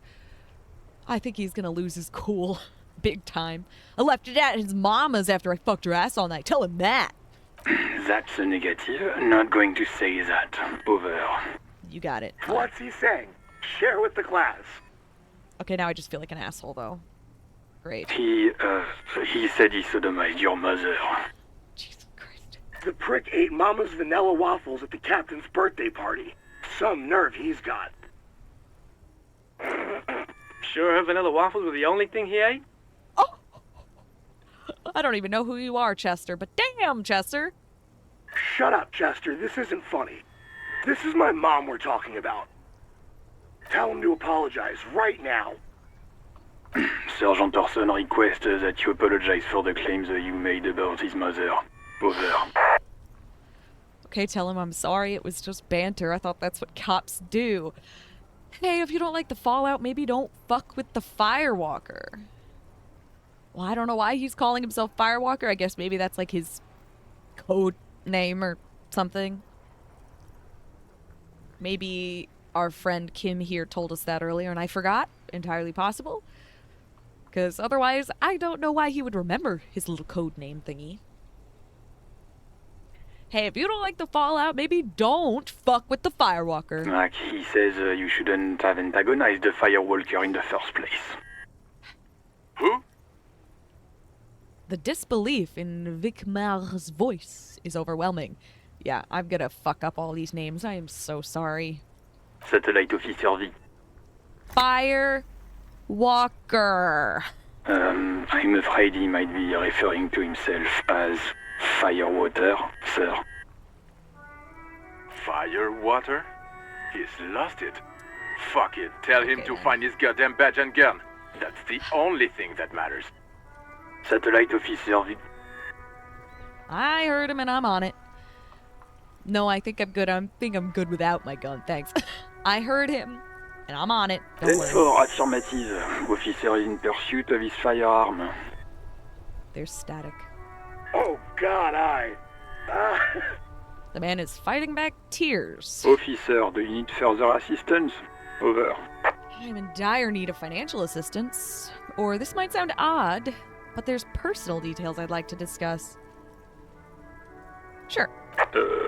Okay, 10-4, sir. I hear you. Relay your question. Over. Wait. Before you say anything stupid, think it through. Rhetoric. Let me double check about rhetoric. Where is that? It's up here. Practice the art of persuasion. I see. Enjoy rigorous intellectual discourse. That makes sense. There we go. Think it through before you say anything stupid. What's there to think about? Or I need information, not fear. Okay, yeah. Be smart about this. Ask if he's there alone. He's not. We already know that. 10-4, sir. I'm not hearing your question. I'm a little worried that everyone's gonna laugh and stuff. Because I don't think he is alone at all. Hold on, are you alone in the room? I need some confidential information about myself, or I wanted to know if you got my badge's description right in your report. Could you read it to me? Name, rank, date of birth? I'm looking for my address. I don't know where I live. Please refer to me with my full name in the future. Any news about my, family? I'm gonna say this, second one. Name, rank, date of birth. Could you read it to me? What? What is it? He's still on the line? He wants to verify the information on his badge. But of course, it says Dick Mullen, High General of the Revacholian Cavalry Force. Uh-huh, I'm sure it does. Tell him to stop wasting time. What do you need, sir? Over. Fuck. Any news about my, family? Excuse me, sir. Over. You probably don't want to continue on this road. I don't? I just thought you might have heard of them, that's all. No, sir, I haven't. You're not really keen on mentioning your home life, so I've always assumed things weren't that good on that front. Over. Okay, Are you alone in the room? We know that he is not. This is gonna get him laughed at, isn't it? I'm looking for my address. I don't know where I live. I'm gonna say it. Then for your address. Hold up, Jules. He doesn't fucking know where he lives. Yeah, I shouldn't have Did I said hear that. that right? We just embarrassed ourselves. Seems like it, sir. No, fuck him. Oh my god. Don't tell him anything. You understand? He's been hellbound for the gutter. Let him have it. Sorry, sir. Anything more I can do for you? Over. Fine. Fine. Have I ever told you about my life before the RCM? He already said in a different one that he actually does not talk about himself, so let's just wrap this up. Understood, sir. Over. I'm in dire need of financial assistance? 10-4, I hear you. I don't have the authority to grant your request, but... What does he want now? Money. He's asking for money. Is he fucking kidding? I don't think he is. Don't give that asshole anything. He's just gonna drink it all. Oh, that's sad. Alright, that's a negative on the additional funds, sir. Over. Oh, a new skill point. Okay. Huh. It's paramount to the investigation that you grant me more money. Please, I'm begging you here. I don't even have a place to sleep tonight. Or, okay, I heard you. No funds.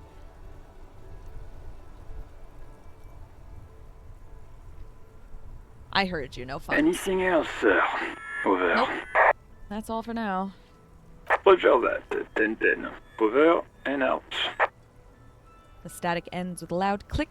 Then everything is silent in the cabin. 18 kilometers to the south, in the 41st Precinct's relay booth, a small crowd has gathered around Communication Officer Jules Oldboy Pidier, around a dozen cops. The small room is filled with cigarette smoke, abuzz with laughter, when Officer Judith Minot enters.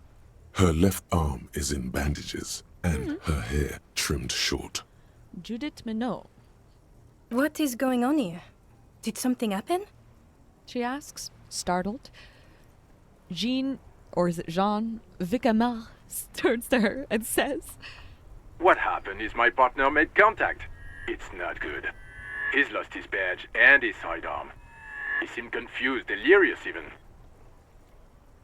Mac, the torso Torson, is finger-fucking his fist, laughing hoarsely and apparently telling some dirty story to his partner, Chester McLean, near the entrance.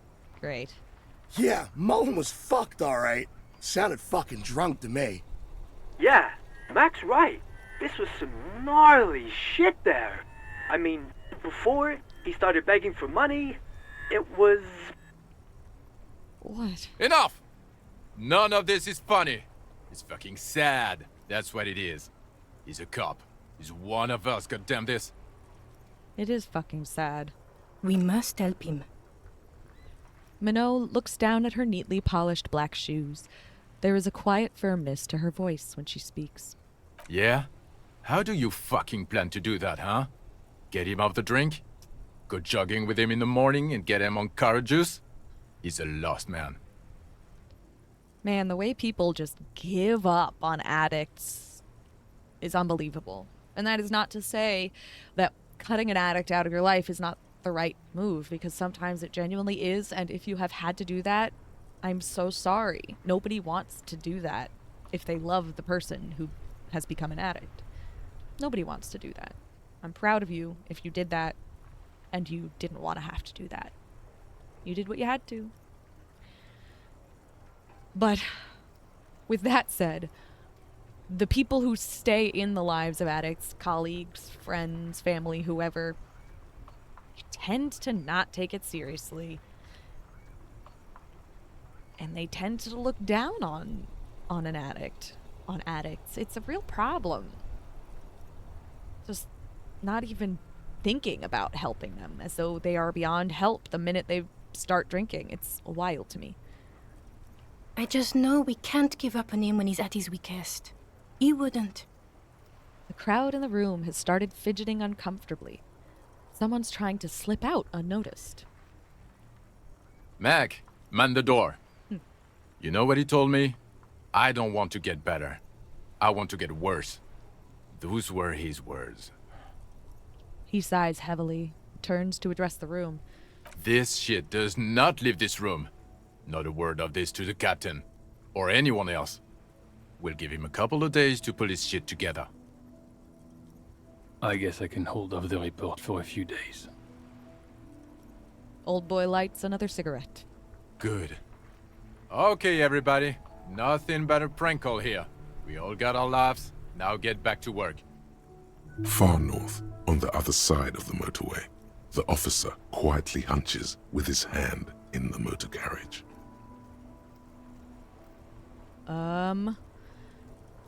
Now we're back here just looking at stuff in the car. Let's look at the pull-out toolbox. A metallic drawer slides out from under the seat and clicks into place. The tools inside are neatly organized. Take what you need, officer. It's going to be a long case. I'm not protective of my tools, like some men are. He's clearly a little protective of his tools. But what can you do? Work is work. Take the red-tipped pry bar, take the rubber-handled chain cutters, take the hand-cranked flashlight. Oh boy! Can we only take one? Because it sounds like all three of these would come in handy in a big way. Is this image, is that the empathy image or the... Hold on, let me look at it. Empathy, yeah, that's the empathy image. It's really beautiful. Oh my gosh. The way it looks immediately like this growth into a more human shape. With the hands, the holding hands on the bottom, containing. Oh, I love that, actually. I love that. And what was this again? Oh, I feel like I'm going to pronounce it wrong no matter what, but it feels very much like esprit de corps, something like that, and I know I'm wrong. Do not judge me too much. Well, you can judge me a little bit, don't worry about it. Connect to Station 41, understand cop culture. The very spirit of policing, the copgeist. It enables you to understand your blue-souled sisters and brothers, not only by picking up subtle signals from your partner, but by witnessing flash sideways scenes as they play out in your precinct. Okay. Ooh, we can level up. What do I want to add to? I've already got very high inland empire.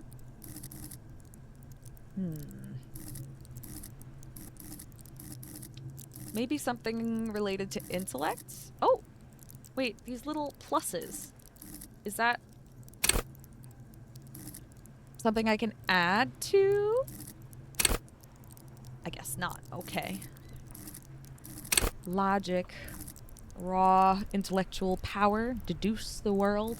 Look at that incredible image. Deduce the world. And then it's like the face is in pieces that needs reassembling. That's kind of awesome. I'm wondering if I should level up rhetoric or logic. Let's do logic, I think. I don't know how much of what we'll end up needing, of course, but let's do it. Okay. Accept changes and close. Now, I don't know what tools we're gonna need. Chain cutters, pry bar, or a flashlight? I feel like a flashlight could be more versatile. So... maybe the flashlight? Let's just do it. Let's just do something. It's robust, weatherproof, and well-made. See how it goes? Police issue. Blue. Lets you see things in the dark you would otherwise miss. Oh, great. Oh, now I can take more than that. Okay, great. Then let's also take the pry bar. The pry bar feels nice and cold in your hand. Heavier than you'd think. Cold and heavy. Like truth. You feel like you're reunited with truth once more. That's a strange thing to say. Unless our boy here feels extremely comfortable while holding a weapon. I mean, he's a cop, he probably does, but you know what I mean. That's a violent gesture to hold a pry bar and then feel reunited somehow with something true. Useful for opening all sorts of doors and lids. And then I suppose we'll take the rubber-handled chain cutters. The handles are long and sleek. Snap, snap, go the cutters in your hand. And then we'll push it in again. The pull-out toolbox slides back into its nest. Preheater gauge casts a warm glow on the steering levers and the radio on its hook. Okay. Run your fingers over one of the steering levers. Tap on the fuel preheater gauge. Sure, I'll do that. Tap on that fuel preheater gauge. As you tap on the gauge, the indicator pin jerks as if startled. It's in the large orange sector, indicating the engine is warm. Next to the gauge is a red switch labeled heat. There's no use pressing the heat button. It won't start without the ignition key. Oh, okay. Alternative translation. Don't even think you can drive my MC. Okay. Run your fingers over one of the steering levers? The white suede feels luxurious under the touch, and the metal clutch handle so very familiar in your palm. Kim, what exactly are we looking at? What is this mystery machine? This is the Caprice Kinema, my motor carriage. You can use the toolbox and the radio if you'd like. Thanks. He nods at the cabin. Well, unfortunately, Kim, we've already done those things, so... Motor carriage, motor carriage. Something bad with a motor carriage. A dark lump rises in your throat. Oh. Maybe related to the loss, this thing that he's missing / feeling hunted by? What is this sinking feeling I have with the words motor carriage? Nothing. It's probably nothing. Forget I brought it up. Please proceed with the carefree lollygagging.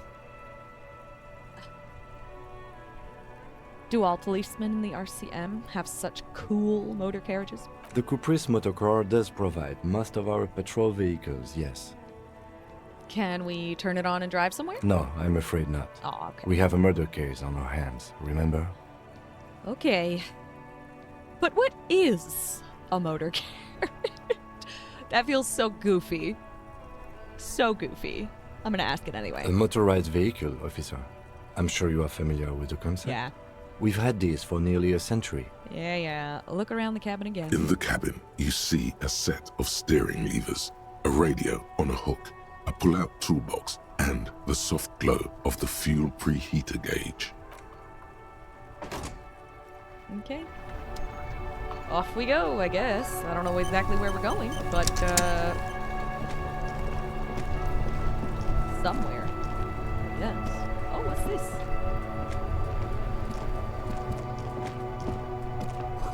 Some great tectonic force has cracked the pavement, like an eggshell. Wow. Huh.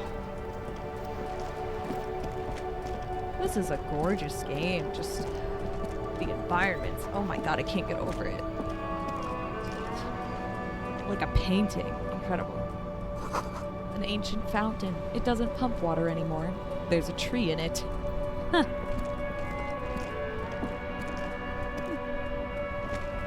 Oh, I'm gonna walk all the way around then, okay. Oh look, people. Tire tracks leading onto the roof. The slush and rain has almost washed them off. Oh.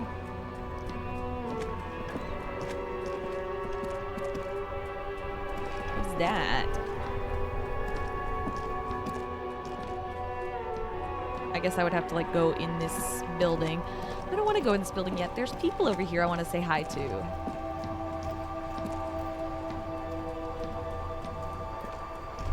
Whoop.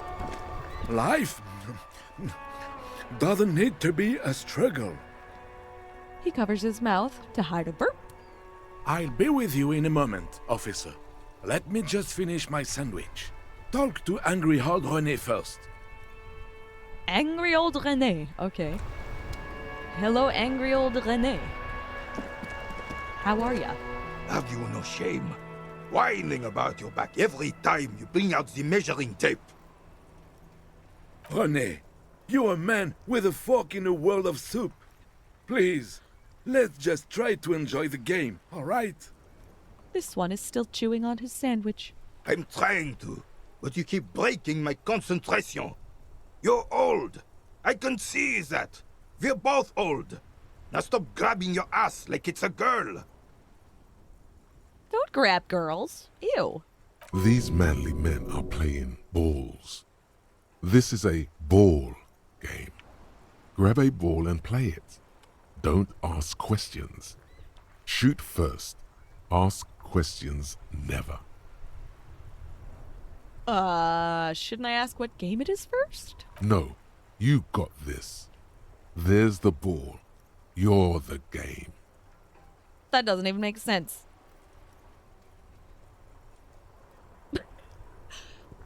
A moment of your time, fellows. Not even Sure, gonna get involved. officer. Nope. I am René Arnaud, and my specially abled partner here is Gaston Martin. How can we help you? The man in the uniform stands before you, tall and proud.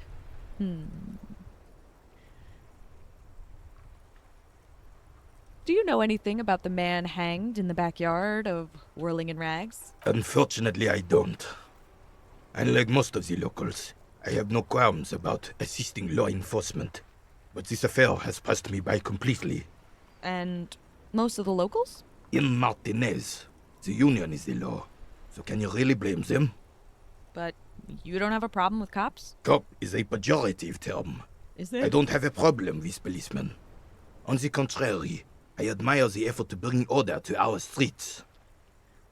Okay, so, again, you don't know anything. If I knew, I would not be afraid to tell you. I simply don't.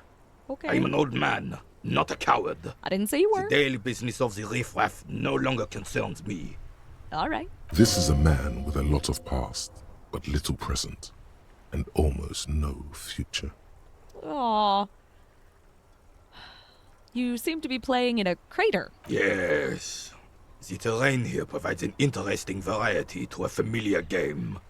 Do you know what created it? I do. Fire from heavy artillery. Heavy artillery fire, you say? That's the best kind of artillery fire. Very interesting. Okay, it's a crater left by artillery fire. But why? Why what? Why was heavy artillery used? Because that's what happens when communards hijack your country, execute your supreme leadership, and turn your capital into a slaughterhouse. You use heavy ordnance to clean up your home. Huh. Wait, who are the communards again? Did you use artillery fire against them? Maybe we can do this history lesson later. Who are the communards again? Commies, communists, socialists, anarchists, call them what you like. They just chose the name to feel special. Senseless sentimentality. Did you use artillery fire against them? Sadly, no. It was the foreigners who brought them to their knees. We fought valiantly. Too valiantly. So valiantly we got licked. He adds, squeezing a boule in his fist. I don't know what that is. A ball? Maybe a ball. Should have fought dirty, like they did with their suicide sex cult propaganda and mad anarchist women strapped to shrapnel bombs. We didn't though, and we lacked caliber. God bless him, but the suzerain's cannons simply weren't big enough. Why shell them here in Martinez? They should have chosen a place away from people and buildings. I understand I'd bomb this place too. Goodness. Oh my gosh. Why shell them here in Martinez? Because this place is a damn beachhead. Had to soften the commies up first. The beachhead? Yes. The military coordinated amphibious landing to take back Revachol. He finds your lack of historic knowledge troubling, a sign of mental deterioration in the preceding generations. Oof. Big oof. Martinez was used as one of the 3 footholds in Revachol during Operation Deathblow in 08. The other 2 are off in Stella Maris and the Delta. He points to the northeast. Deathblow sounds grim. Nod thoughtfully and turn to look at the northeast. Shake your head and look down at the crater. Deathblow sounds pretty grim. This here is Blood Ground, where coalition boots first made landfall and cleaned those rabid dogs out. Most likely, we're playing pétanque on their mangled corpses. Ha! Great. Blood ground. You got old René going there. Like he isn't hungry enough already.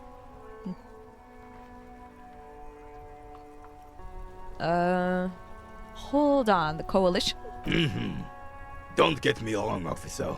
I hate those foreign dogs, but the enemy of my enemy and all that. They're the lesser evil. Is that why everything is so bombed out? Damn right, son. They laid the fire of hell on the city before they stormed it. And it worked, too. There's a strange gleam in his eye. He approves of this radical approach, knows it was necessary. The rest of the city got cleaned up, but Martinez they keep as a monument. And now the Union Socialists are practically running the place. A dark shadow runs across his face. Well, it's your own damn fault. You, Gaston. we, the coalition, Revachol, whoever you want to blame, never finished the job. Officially, the party never surrendered. Of course they still hold influence. You don't even begin to truly understand the players on the table, let alone the specific circumstances surrounding the... What do you think? That's how it should be. Soft socialists paving the way for the hard working class to take over. Wow. Foreign powers cleaned up our mess, and now they rule us. Shake your head in shame. This coalition seems quite capable, actually. Commies just don't understand how money works. Ha! Nothing. I don't think. I just do. Goodness gracious. Foreign powers cleaned up our mess, and now they rule us. I'm sorry it had to be them. After 8 years of fighting those hyenas, boiling cats for food and drinking piss in the mountains, I would have preferred if the Right Honorable King Guillaume returned through Revachol, or even if that damn clan Frisel had risen from the grave and led us. Sadly, that was not the case. This royal failure weighs heavily on him. Instead, all that is just, holy, and beautiful in the world was wiped away, and now it's neon signs with toothpaste ads everywhere.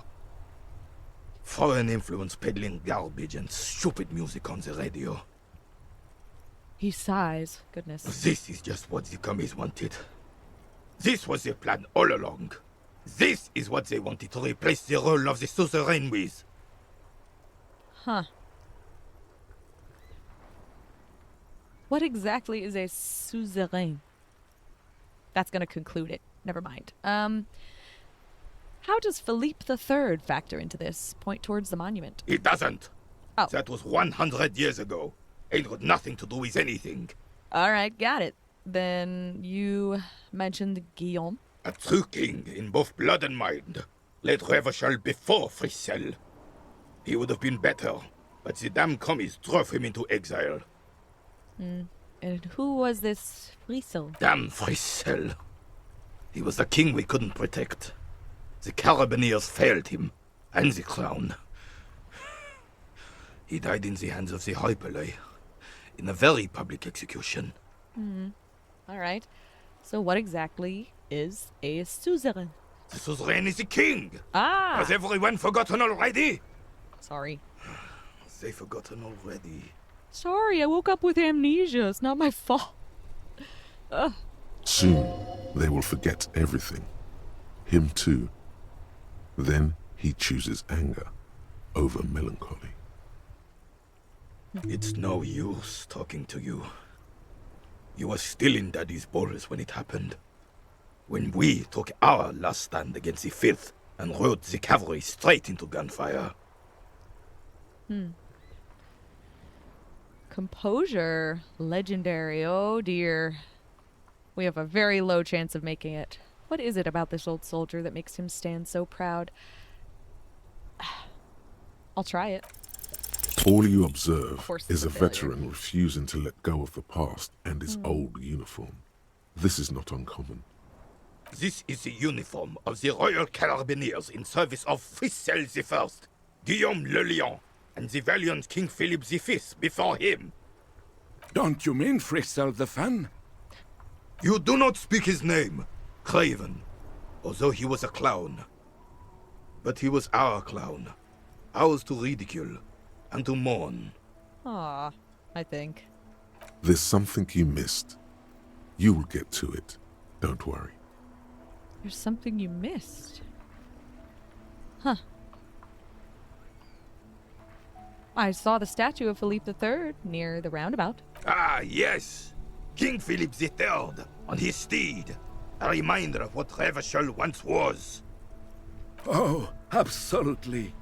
At the mercy of a cocaine-snorting tyrant who emptied the treasury so he could sleep on a bed of gold. Goodness. A superpower, feared and respected. A testament to what this country can be under the leadership of a true king. Someone who knows how to rule. And exactly how should a true king rule then? Decisively, without fear of offending the sensibilities of the frail and weak-minded among his subjects. This is something the insurgents never understood. Huh. Seems to me a leader should take care of his people before himself. Powerful leaders, not afraid to do what must be done. That's what this country needs.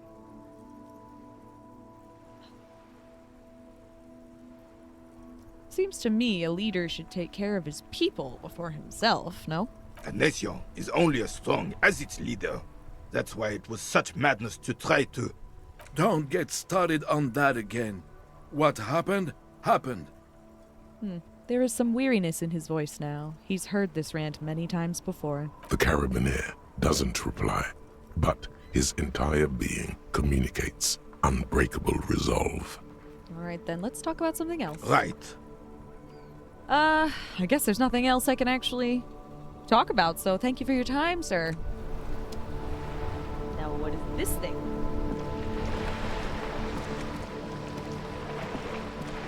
Wait, no. Apparently that means we're gonna have to go walk all the way around, so first let's look at this. The coin-operated viewer has been banged up. Inoperable. Wait, what is all this? Oh my god, I feel like there's so much stuff. So much stuff happening.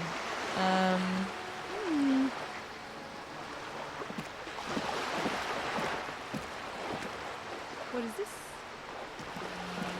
Oh, wait, is that the body? No, it is a tree, so I was wondering if that was the body, but it doesn't seem to be. Look in the trash, apparently. If you had a bag in your hand, perhaps we could collect these bottles and sell them. Okay, thanks. What's this? The ad reads, broken window? Tibbs has windows. Okay.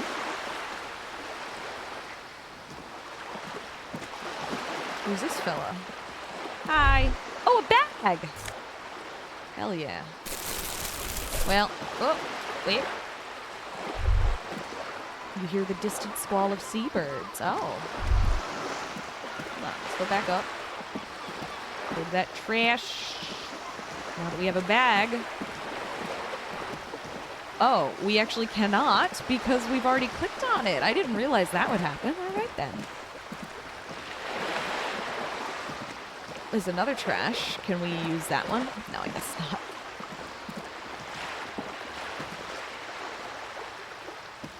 Is this guy okay? I've been kicked out of every joint in Revachol. I think he's drunk. Poor guy. You all right? Guess not. Oh, I just hit my mic. I hope things are okay.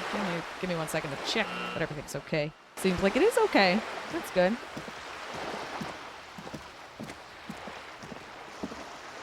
What? What's all this stuff? This is a book about pate. This book, you don't really understand what it's about, nor does it seem important. A book about Waldero culture? I could not even tell you what that word is. I'm so sorry. A book about the future. The government reads your mind using radio technology. Gosh, all right. Huh. On the cover stands a very muscular man, surrounded by flames. This book has a rose, a pistol, and a half-naked dame on its cover. That's nice, possibly. What's this?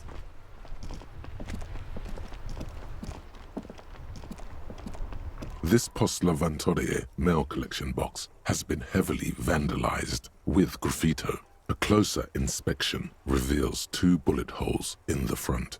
Wow. Good mail delivery box. Pat the box. Fuck you, mail delivery box. Kick it. Leave. Leave? Why would I want to kick this box or pat it on the head? That's super weird. Look at this fucking ground. They managed to use painterly brushstrokes to make it look like just a messy sidewalk. That's incredibly beautiful. All right, I feel like I've walked past things. There was a person over here I want to talk to, and then I've actually been here for quite a while, so there is a chance that I might be stopping soon. This book appears to be erotica, but without actual erotica. Thanks, I guess. Who are you? Hello, sir. Step right in. The store is open.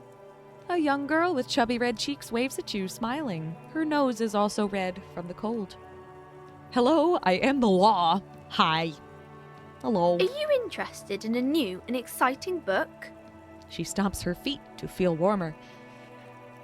What kind of a store is this anyway? I'm gonna assume it's a bookstore. Is it okay if I ask you some questions? Okay, sir. I'll try to answer any questions you have. I hope they're about books.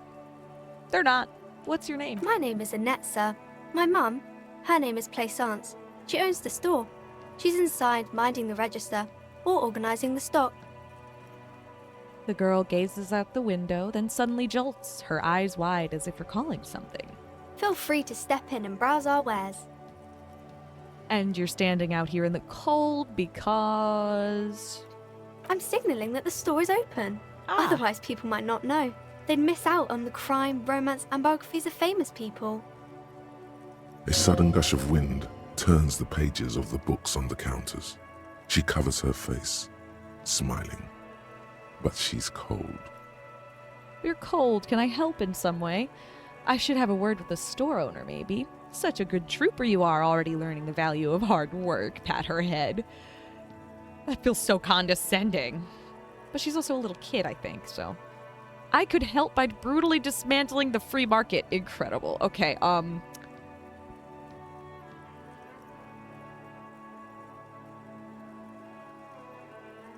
You're cold. Can I help in some way? Kind of you to offer, sir. She doesn't know what else to say, though. What could you do to help her anyway? I don't know. I should have a word with the store owner, maybe? Well, let's go with this one, actually, even though it's a little condescending. Our boy here seems like he would be occasionally condescending to children. Just seems like that sort of dude, to be honest. Such a good trooper you are, already learning the value of hard work. Thank you, sir. I'm happy to help Mum out with the store. She smiles and stands upright like a little soldier. Shouldn't you be at school or something?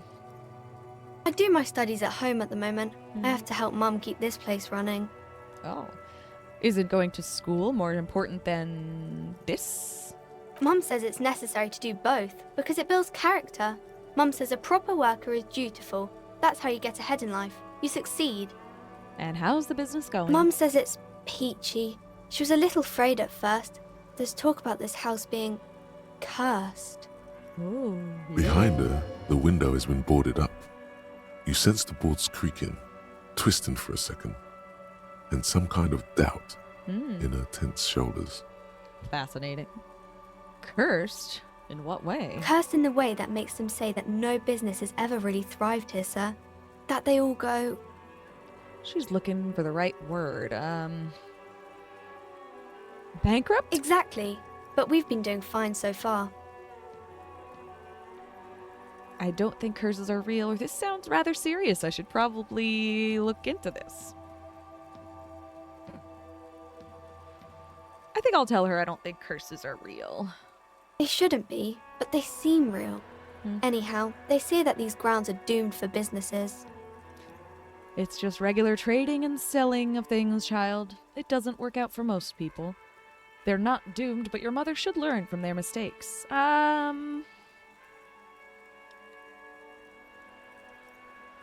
not doomed, but your mother should learn from the mistakes of the businesses that were here first, sure. Of course, sir.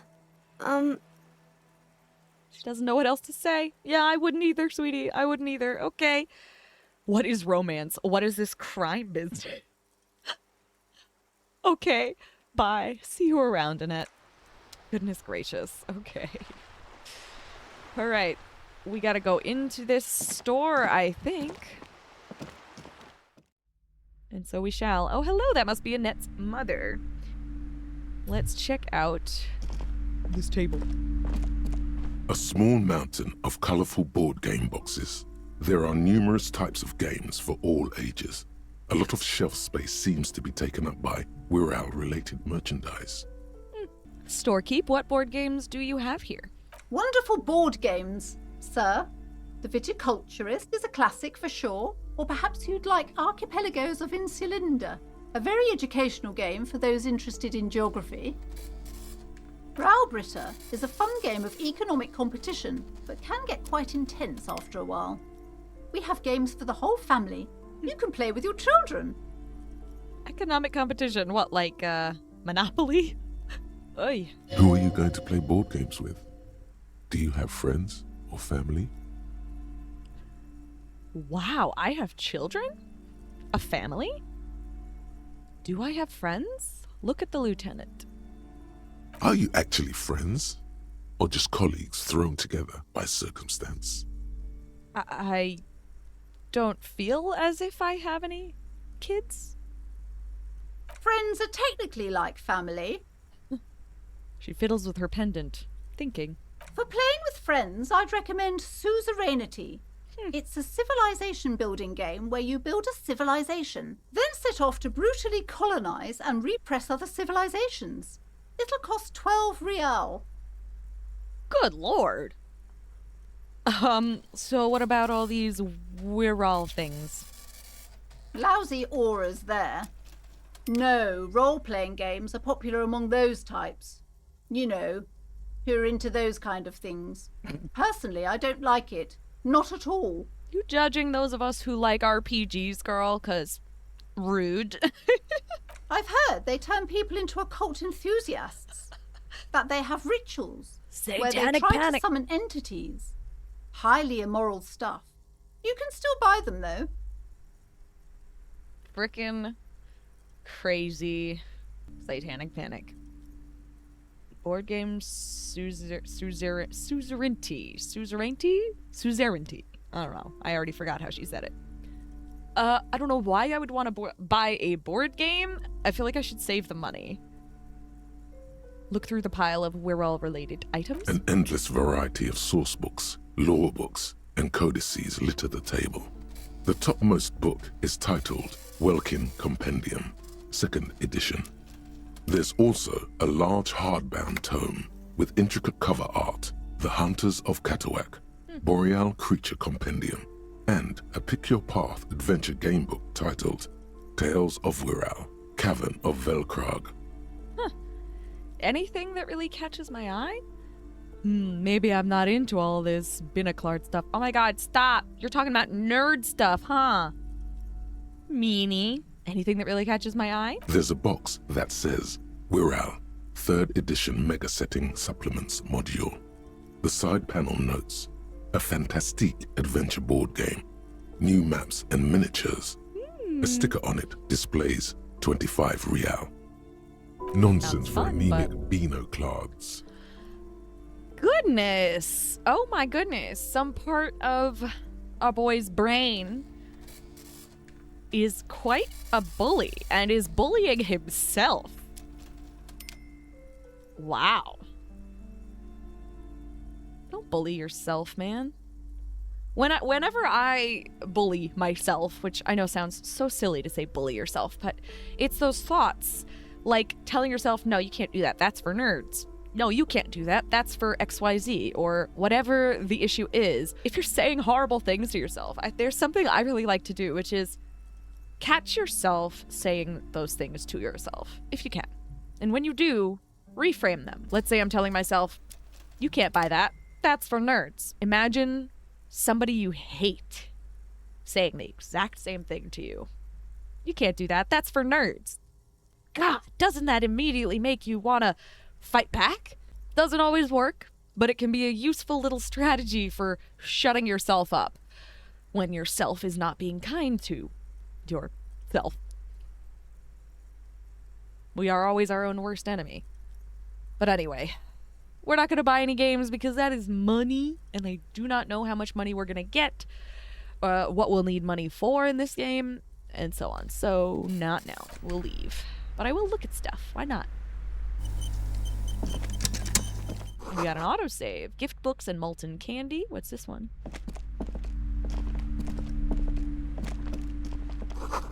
Old sports magazines tucked away in a dark corner. The book collects the national recipes of Arda. They are all about lake trout. All right. And there's books upstairs, too, I want to check out. You know, I think once we leave the bookstore, though, I may be calling it for the day. I feel like very little has actually happened, but this will end up being quite a long episode, I think, because there's a lot of talking in this particular game, huh? Which I am absolutely loving. It's a tome of fascist magic, rather candid. What is this bookshelf? These shelves are overburdened with books from the same series. You see the name Dick Mullen over and over. I see. Storekeep, what's all this crime fiction? Oh, crime, robberies, murders, even sexual crimes. We're fortunate to have Dick Mullen and his stories to sort all that out. You're a police officer, apparently. You should buy all of these. They really do teach a person how to be a proper detective. Why do I doubt that very much? Look through the display. Crime fiction is a disgrace. An asinine misrepresentation of the physical attributes of the arduous everyday work of actual police officers. Fair. These books greatly overstate the excitement of police work, glossing over how long it takes to actually follow up on leads and eliminate dead ends. That could be said for crime movies and TV shows nowadays, too. Isn't that crazy? What's more, they completely ignore the psychological hardships of year after year coming into contact with people during the worst days of their lives. Yep. Some jobs are not easy, man. Therapy, for instance. Being a police officer, for instance. Any kind of profession where you deal with people on the worst days of their lives, or when they're going through something and need help. That kind of a profession can really take a psychological toll on you big time. Not a single mention of all the stress this work creates upon the officer's family. Detective fiction just doesn't tell the truth at all. Now, would you like a list of all the books found on the shelf? Oh God, no. I kind of just want to see the titles, sure. You see Dick Mullen on the job. Get Me Mullen. The Stalwart Adventures of Richard P. Mullen. Dick Mullen and the Murder in the Orchard. The Sordid Affair of Dick Mullen. A killing is declared. Dick Mullen in the murder house. The final case of Dick Mullen. An obvious lie. Dick Mullen in the clock tower. The ordeals of Dick Mullen. Dauntless Dick. Dick Mullen's funeral pyre. The murder of Dick Mullen. Funeral pyre? Oh my gosh, Dick Mullen dies? Oh no. Turns out he faked it to solve a case. Oh, well, let's stop now. It's Shelves filled to the brim with crime novels featuring the supposedly stalwart Vespertine detective, Dick Mullen. Leave. We got a whole other bookshelf here, but wait, I saw something over here to interact with. Let's check it out. Another boring book, just discarded here. Okay then. Oh wait, what's this? Is this a map? Several maps have been attached to a bulletin board hidden inside the alcove. They're held up by small pins. The board has come loose from one corner. The maps look old and faded. Your eye catches a map of Insulinda, a map of Revachol, and a map of Martinez. Ooh, storekeep, can I buy these maps? I'm sorry, officer. The map of Martinez is the only one available. The other two are not for sale anymore. And besides, you could scarcely afford them. They're quite valuable, though they might not look it. The map of Martinez is 90 cents, though. Why is the one of Martinez so cheap? That old thing. It's an out-of-date map of a tourist location that never was nor came to be. Oh. From when some Then why would I design want it? studio people tried to spruce the place up 4 or 5 years ago. They also renovated the horse statue, set up those coin-operated viewers, and designed the new street lamps. Oh, really? What happened then? They didn't get that far, for some reason. A shame the project never got going. Would be nice if someone fixed Martinez up. All these ruins are bad for business.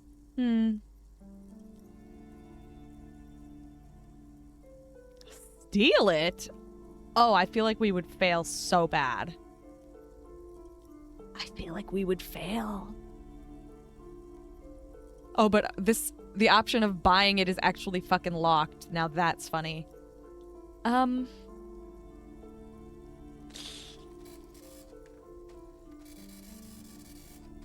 I look at it? It's not really a map.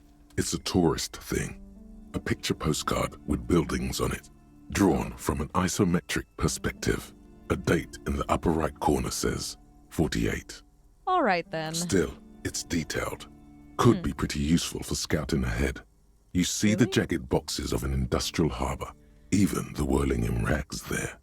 Dang. Okay, then. That does make me want to try to steal it. But if I leave, will I be able to click on it again? Because I have had the experience with other items where I can't click on it again after having left.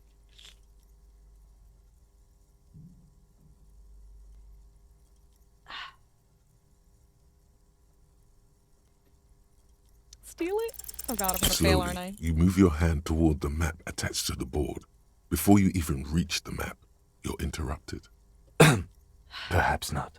Yeah. It's against RCM policy to defraud small business owners.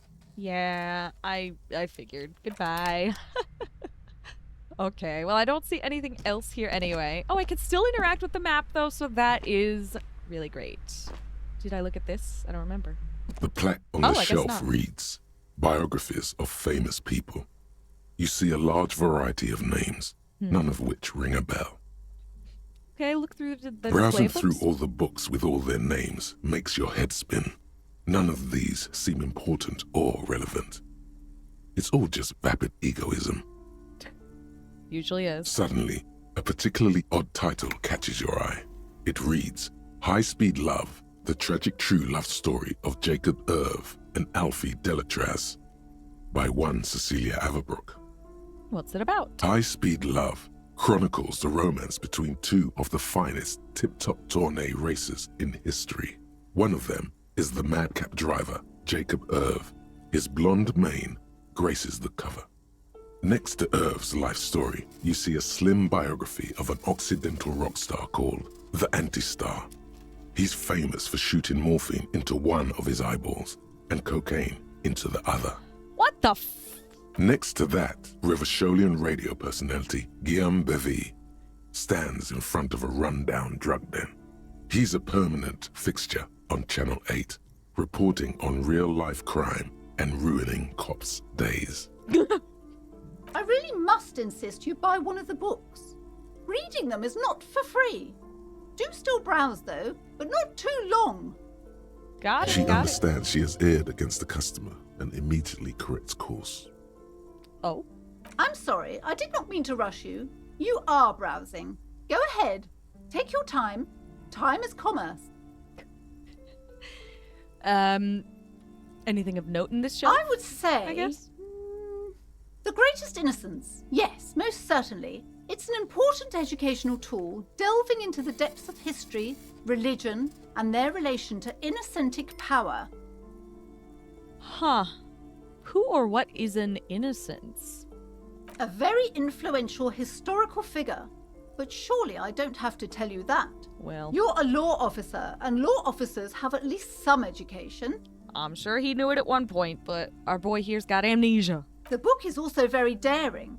The author aims to re-examine the universal understandings of the innocentic system, creating a fresh vantage point and a shift in the tired order of things. I thought it was about which of these innocences is the coolest and greatest. So you recommend it? Certainly. It's prudent for a person to have at least an elementary understanding of history and society. Imagine the chaos we'd be in otherwise. I feel that. You feel like you should get this one. Definitely. It's important somehow. Is it? There's something personal inside. Really? Oh, but it's locked because I don't have money. Okay. That sucks ass. I got that bag. I'm wondering if I could go pick up some bottles, you know. Because if I could pick up some bottles, I can come back and buy the apparently important book. Let me look at the journal. Did it show up in the journal by any chance? No, I guess not. That's fine. Whoops, whoops. Oh my goodness. Let's exit the bookshelf. Bookshelf? Bookstore. I know I said I was about to end the episode, but now I'm just curious to see if I can find any bottles or anything. What is this? Oh, this is that store that I think is closed, right? No, this looks like a different building entirely. What is this? Rue de Saint-Ghislain, 8B? An old call box with a matrix of push buttons lists all the companies in the East Delta Commerce Center. Okay. I'm gonna leave and hopefully look at that again later. All around you, if I can. Rain falls on the great city of Rivashol. Rain drips from the eaves and floods the gutters, washing the filth away. The spring thaw must be here. The snow is melting. What am I doing? Looking up at the sky, cold water dripping from your hair. What do I see? Grey sky like great battleships, clouds colliding with one another. Rain falls down on the world. How does it feel? Your shirt sticks to your chest. The shoulders of your disco blazer grow heavy. The cold finds its way in under your skin. You shiver, and the city shivers with you. You're not dressed for this weather. You should get an overcoat or a patrol cloak. What's in the west, east, north, or south? I guess I will click on all of them? Sheets of rain over the water. A flight of stairs leading into the ocean. Wave after wave washing the coast of Martinaise, with its motorboats and gently swaying reeds. The ruins of a half-sunken sea fort crumble on an inlet beyond the Bay of Revachol. Ghosts rise into the sky. Who are you, ghosts? The skyscrapers of La Delta, the financial district. Faint golden light seeps from the office windows. Will you ever go there? Will I? No, you are just one of the hundreds of thousands who watch them rise across the bay from Martinez every day. What's down the shore? Urban coastline, rain dripping off Eternite-covered roofs, cinder blocks left over from half-finished construction, a defunct research and development building, once seized by revolutionaries. An old wooden church stands on stilts above the water. And beyond that? Coal City, end of all lines. Run my fingers through my dampened hair. Your hair is an oily mess flecked with ash from neighboring coal plants. Smokestacks rise somewhere in the distance. What's in the east? There's a fleet on the corner. A plastic coat is folded into a small triangle. Really? Under the counter by the window. Ooh, a coat. Beyond that, the strike breakers have gathered. The great gates of the industrial harbour are locked. A chill runs down your back. You shudder like an animal trying to shake water from its hide. Clench your teeth to stop shuddering. Behind the gates, heaps of supply crates, red and blue metal shipping containers, slick with rain. The Greater Revachol Industrial Harbour is an artificial mountain range. Immense wealth resides within, and immeasurable poverty in its shadow. And beyond that? La Ducienne, King Dries passenger harbour. Cruise ships flanked by dock arms. Cranes watching over the mouth of the river distributary. What is across the distributary? Couronne, the lower middle class. Distributary after distributary cuts the city blocks in half. 7-story buildings trail off into the rain. What is beyond the Couronne? A silvery curtain of rain over the houses. The class divide. What's in the north? Capeside apartments. Tower blocks crowd one another. 4.46mm bullets still lodged in their war-torn stone walls.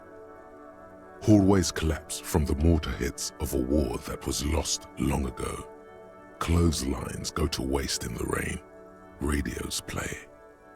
And closer to here? A yard. Rain falls onto the roof of a woodshed. Coal leaks into a puddle beneath a dead man's feet. He swings from a tree, bloated. Droplets of rain slip from his cold cheeks. What's in the south? A traffic jam. Rain thrumming on the roofs of motor vehicles. Inside, drivers watch water streaming down their windshields. The statue of a king shudders. He too is cold.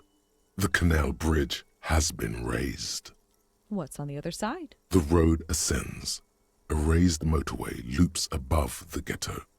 Beneath its concrete columns, a sea of rooftops, woodwork, and tar stretches northward. 4-story buildings as far as the rain can fall. The snows melt in Jamrock. What is Jamrock? Revachol is the capital of the world.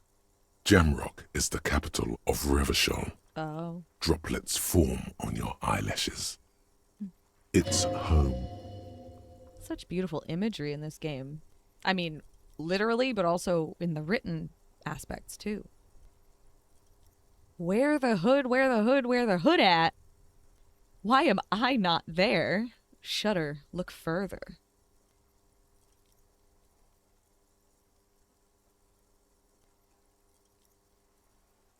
Why am I not there? To be in Martinez, where no one goes, at the runoff point of a long-forgotten canal, in the whitest part of town, in the shadow of the day the revolution failed. What am I doing here? Standing in the rain, looking north, where Jamrock Rock City stretches inland. I don't think I understand this particular dialogue option, but I am so curious about it that I'm clicking it. Where the hood, where the hood, where the hood at? Have a brother in the cut. Where the hood at? Shudder. Look further. In the rain-swept distance, above the rooftops of Jamrock, a repurposed silk mill stands perched above the motorway exit. Precinct 41 hunches in the rain. Your vision blurs. You wipe your face with your hand. The rain stings your eyes, making you look up and blink. What's above? I'm assuming sky and Coalition rain. era statics hang like apparitions under the cloud cover. Way up there, where rain forms, rotors flutter silently. Your sight clears. Well, motherfucker. This rain will not let up anytime soon. You should get a raincoat. There's a freight to the east. They sell them there. And okay. Thanks, friend. Now I do know I said I was about to end things here, but now I feel determined to at least walk back over to Freet to get a raincoat and also maybe see if I would be able to get any bottles from somewhere so that I can make a tiny amount of money. I talked to this guy. Fuck that guy.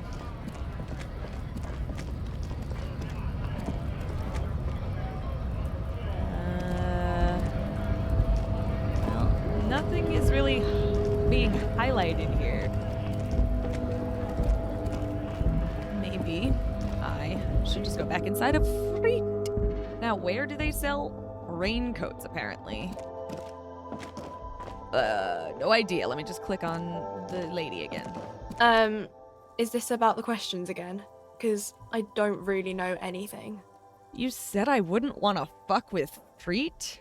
Why? Okay, I do not remember that, but that's fine. I will click it. But I can't get a raincoat here, as far as I could tell. Because Freet has an army. Why would Freet need an army? It's a corner shop. I don't know. It stops people from robbing Freet, I guess. If they know there's an army, I mean, I wouldn't want to fuck with them anyway. Businesses often hire private security this side of the river. It's an unfortunate state of affairs, but not unheard of. Okay, well, good point. Actually, I had other questions as well. What do you want to know? Nothing, sorry. I'm literally just trying to see if you have anything like a raincoat, but I'm seeing nothing, so let's get out of here. I don't know. And I also do not see any bottles lying around. Well, I see that bottle, but it isn't one I can pick up, I believe.